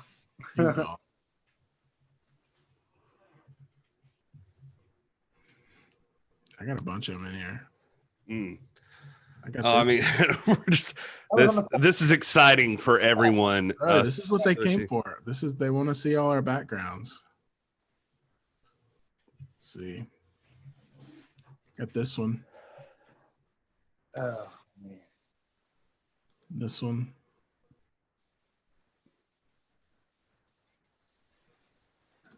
There we go. There's a throwback. Here's my green screen right here. That's good. Family show, Gary. I was thinking with Jessica Alba. I'd start a family with Jessica Alba. Oh, I thought that was Bethany Spears, man. Whoops. I didn't mean to. I thought it was Shakira. I actually hit the wrong button and the photo of my wife and I popped up and I'm like, okay, I feel guilty now. Thank Karma. you. All right. Anyway, let's get back to business. We hear we talk about the NWA, baby. So what other questions did we have? I'll tell you what other questions we had on Twitter. Unreliable journalism in the IWC. That was from Wrestling with the MMA. I feel like we have covered that pretty well today. We covered it. The state of professional wrestling in North Korea. That was Brian Rose. To talk about Thunder Rosa 22 and Real Nick Aldis and where they stand on their respective title belts. Which NWA superstars can we expect to come back to us? Are we going forward with Cardiland, or is it going to change into some other entity as Patreons? That's a lot. It's also from that William Hennessy guy. Are you in the chat right now, William Hennessy? Because he got called out the other day. Did y'all see that by Camille? Oh yeah, I've seen that. Said that to us. Giving her tips on her cat. Got burnt. Got fiery.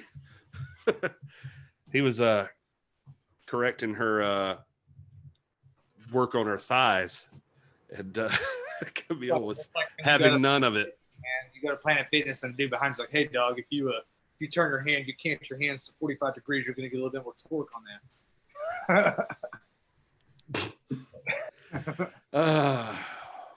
Cardiland does seem like it's going to be another entity, for the record. I think that's going to shift into this new stuff.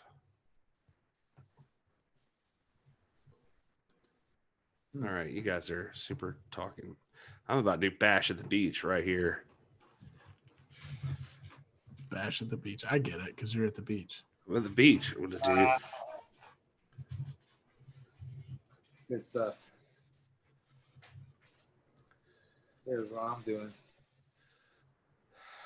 Is this exciting for everyone? Is this what you tune in for? See what I'm fit to do. We're waiting. I know you keep saying it. This is what I'm fixing to do. I bet your wife's thrilled. That's what Rob does in the bedroom. Oh, girl. That's what I'm fixing to do. Wait, hold on. This is what I'm fixing to do. Oh, here it comes. Here comes what I do. You want to know what I do? You want to know what it do? I'm fixing to. I'm fixing to do it. Fixing to do it. Girl, you're going to love it. That's what I'm fixing to do. Damn, I wish I was your lover. He still hasn't done anything. What are we waiting for? Wait, man. Who's singing? Oh, Yee!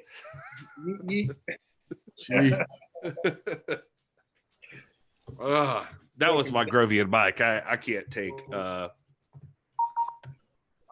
can't take credit for that. He put that in the chat. What's happening, guys? What's happening? Nothing's happening.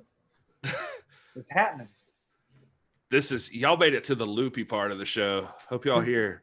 Start typing some stuff. Because now you just did it. Oh, there it is. The boys. There we are. It happened. Boys are back in town. The boys are back in town. Am I the only one not singing tonight?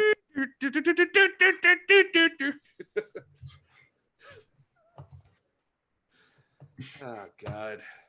What are we doing here? And there's still people watching. You guys are still here through all of that BS. So let that be a lesson to YouTubers everywhere. We do this and we weed out all the people that don't want to hang around. And then once they're all gone, we talk about the real stuff. Now we're hanging out with our bros. That's right. Oh, is this the week that Stinson reads the WAP lyrics? That's a good idea. Oh, wow. Just Google that, WAP, WAP lyrics, and then you can read them. Yeah. All right, you're doubting me. I think you Right. should do it. Will NWA ever host an event at NWA High? That's the goal. I would love for that to happen, and we are in a position to make it happen. We just have to make sure that they're up for it. So, but yes, we would. We have students that, you know, most of my students, I've been with them for many years. I was in the middle school and then came up to the high school later. So I know these families. I know these kids, and they know that I love wrestling. Many of them are conversed in the NWA now, not to the extent that some might think. I mean, they're like, "Hey, was that staged?" and all this and that. I'm like, well, yeah, parts of it. Rob hates that. But yeah, I would love to host an NWA event at our school. We have a big venue, and we would do it. We've hosted events there before of that nature. I will tell you that we have been talking with Nick Aldis about presenting our what we call the Von Bell Award. Von Bell, who plays now for the Cincinnati Bengals, was formerly of the New Orleans Saints. Is one of our distinguished graduates, and we name our Athlete of the Year award in his honor. And every year we have an athlete come and present. And Nick has agreed to come and present that award whenever we're able to have the event. So that is kind of an NWA event, and I'm looking forward to that. Hopefully, we're looking sometime in October maybe for that to happen. So, but yes, we would love to have NWA events at NWA High, Ridgeland High School. Good question, Mongolian Mike. Well, that was from Jonathan Darwin. So. Oh, I'm sorry. He just learned how to use the chat, guys. We're my man. Yeah, Jonathan Darwin. Yes, I apologize. It's hard to take you seriously with that background, especially since you're right in the middle. Well, that was unsolicited, first of all. Y'all the one who came up on me. That was 1,000,000% solicited. No. Well, if that's the case, you 1,000,000% complied, so... Well, if you look at the picture closely, you see that I didn't, because there's a little bit of space between me and you. Nah, your whiskers are totally on my bristling the side of my cheek, man. I felt that. Gary went all in. I always go all in. Oh, man, I got other pictures of Gary. Hold on now. I don't play around. We hooked up that night. Now, I'm not just gonna like tease it and not deliver. Is that when Gary was standing on a step stool for that, right? Just to get on equal footing. Yeah, he was on about a 24-inch step stool on that. Yeah. Get him up to 6 feet with us. I got a great. My legs are like 1 foot long each, so it's King of the Hill. It's the weirdest thing, man. Because here I'm thinking Gary's this big, tall dude, and he walks out like I've been catfished. Like, man, you totally saw. On the internet, we're all the same height. You know what I mean? Mm-hmm. That's right. Think about that. That's deep. I won't. Oh God. Oh my God. What is that? That's disturbing. That does feel a little creepy. What's wrong with you? That's like Gary's had too many. Gary's wife drove him home that night. That's what that is. Gary, were you sick? Yeah, really though. Like, what's happening? My lips are so red and my skin is so like that's full vampire Gary right there. What's your chat? I look sweaty. Like just man. Hold on. Man, it's drinking though, because my lips are kind of red now. I don't know. Whiskey, Gary, you're right. Wrestling with the MMA. This is a wrestling podcast. That's a weird angle too, because it actually looks like Rob has like twice the size head I do, and that's never the case. Well, yeah. Speaking of like 4 foot, like Rob's head is like 4 feet across, like his forehead. Yeah. True. Yeah. Guys, I'm gonna see if I can't find a Tanya thong pic. Fill up here. no, you go right ahead. I was gonna close out, but might as well stick around, I guess.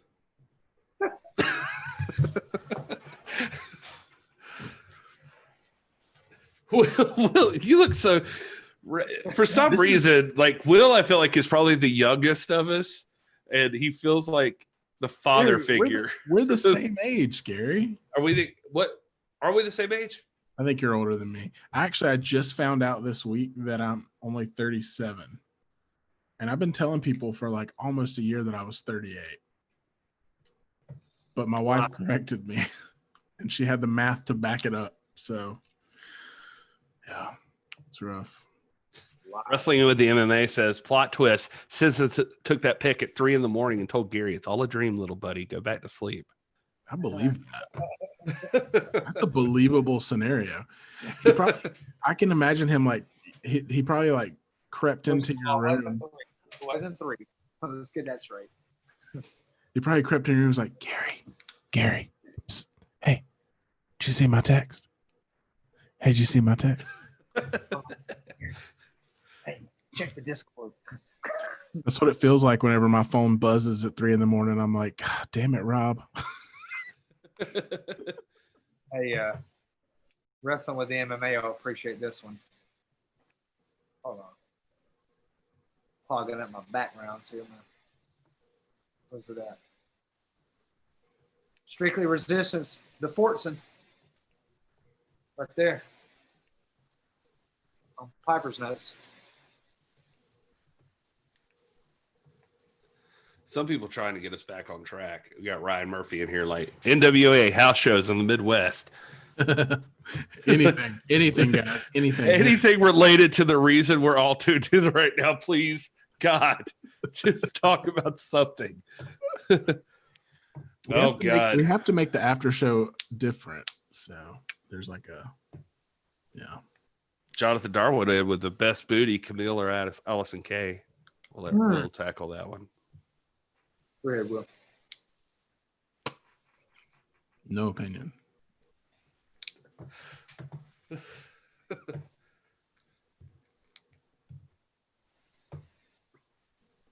I want to know what that conversation was right there. Like why that picture snapped. Like Piper looks like she's kind of done with you right there. Look at this. Look at the look of contempt on Fortson's face, man. Yep.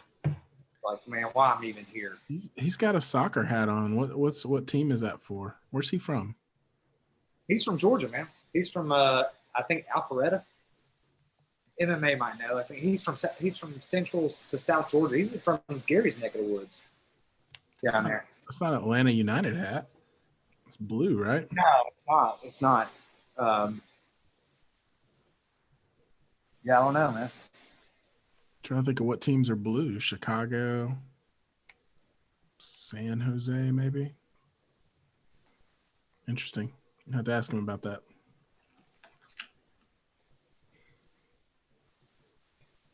We actually got more viewers right now watching than we've had all night. Brian Lang, thank you so much for hanging out, brother. Appreciate you. Everybody hanging out now is just hanging out just strictly for the hangout. They're just like doing other stuff. At us. Just doing like these idiots. Like, what are they doing? But truth is, wife's already in bed. I got nothing better to do. I'm just here now. Here you go. I got one for you. Oh God. I'm gonna do this all night. I know. See what you've done, Gary? I don't know why. Oh, you know what that means? No, don't. Means he texted himself a picture so he can make it his background. Gary coming in strong with those stock backgrounds. You're right. Oh. What? There it is. Double rock. Seriously, we appreciate all you guys for hanging out with us. Now we're just chilling. I don't know. But I'm going to be honest with you, and I know we try to keep things family friendly, but it looks like you're getting ready to give yourself a BJ. What? Just saying. That's what it looks like. Looks like you're just ready to like, guys, watch this, and then you're going to like turn around. Well, first of all, I would never do that to myself on camera. All right. Would you have that reaction too that you do back there?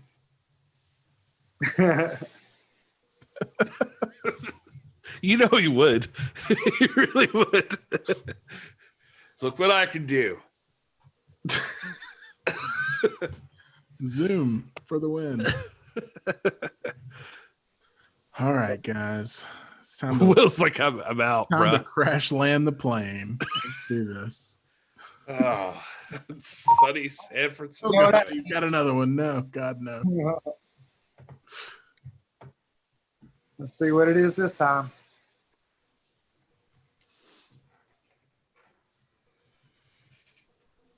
What? Who is that? Aaron Stevens. Aaron Stevens. Y'all, Rob's on something else. We got to get out of here. Yeah, we got to stop before this gets all out of hand. One last NWA question. James Lark says, I think William Corgan should do like Smoky Mountain Wrestling did and hit smaller towns and venues when they start doing house shows. I agree. I think, so this is what I heard. Since it's just us now and we're just hanging out, I heard that like the Live Nation thing with the Guns N' Roses tour was like going to be a part of a thing. What are you shaking your head at, Will? No, he keeps, because Rob's phone computer beeping because he keeps sending himself background. Oh, I thought you were being like, no, shut that's not a cheat. That's not a cheat. Okay. That's always at Rob. We are in an episode of Carneyland, James A. Jackson Jr. Yes, this is absolutely true. I heard that part of the deal is that when they did the Live Nation thing, that like Billy was working out some buddy system with them. Not like a buddy system. I don't know, like in case one gets kidnapped, but which is not cool today either to joke about. Anyway, the point is that he was working out someone with Live Nation. They would help sponsor touring later, and that the Circle Squared would be involved in that touring because you could get local talent to come in to your house shows at different places that they were going to tour, and that was an idea. I don't know how accurate that is. That's word on the street. That's like rumor shit that I don't normally give, but I'll give it to you guys for hanging out through all this BS. That's what I heard. But then, of course, COVID shut all that down, so it's probably not even that valuable of information. But they were going to start touring. That was the plan, and Live Nation was going to sponsor it. It was going to be smaller arenas throughout the country, and they would also shoot Circle Squared as another show because they would have like local talent come in. But now they can't do any of that. So, but maybe in the future. So at least we know they were thinking about it.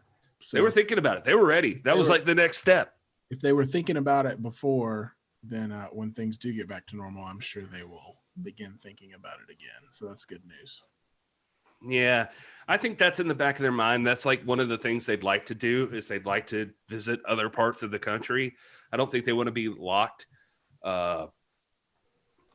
into, just in Atlanta or California or whatever. Thank you, Second Row. Gary's kidnapping comments are problematic and do not represent the views of the NWA pod or the NWA. Yes. Yeah. Leave it to me to joke about kidnapping on the exact day that you shouldn't joke about kidnapping. I know. Read the room, buddy. All right. Well, that's it tonight, guys. You guys have been awesome. You've been hanging out. We've had good numbers tonight. We're happy you're all hanging out with us. There's more people now. For some reason, we're not even doing anything. Like, I feel like I should at least put on some like weird sunglasses and do a DJ set or something like here so that there's something worth watching. We appreciate you guys, and we don't, it's going to help once these numbers start going up. The subscriptions hit a higher level. Like right now, we're at 415, which is more than we had when we started. So that's positive. Thank you to everybody who hit subscribe. We love you guys. It means a lot. Once we get to 1,000 subscribers, here's the way it works. You hit 1,000 subscribers, you get like 5,000 hours of watch time or something like that, or something. Maybe it's like 1,000 hours. That seems more reasonable. Then you get monetized. We'll get ads and stuff like when you watch these later. But you guys can help us get there. Tell your friends, tell your family. Just tell them to hit subscribe. Thing over here. I mean, we don't want to be crazy about it. Yeah, we already have ads. We'll just be getting paid for them. That's a good We point. hit a certain, so we're not trying to spam you guys. We're just trying to get paid for the ads they're already showing. So yeah.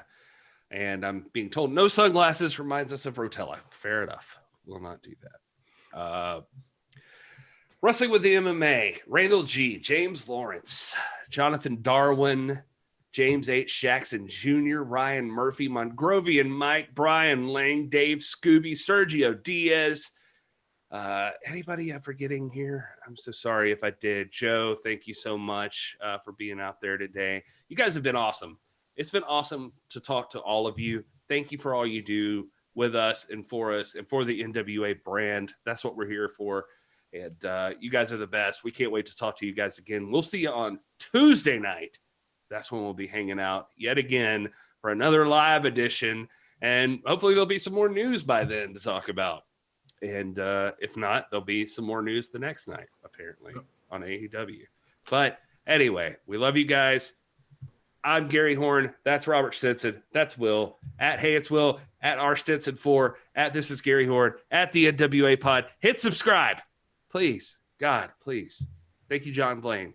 You guys have a good night and enjoy your gravy cake.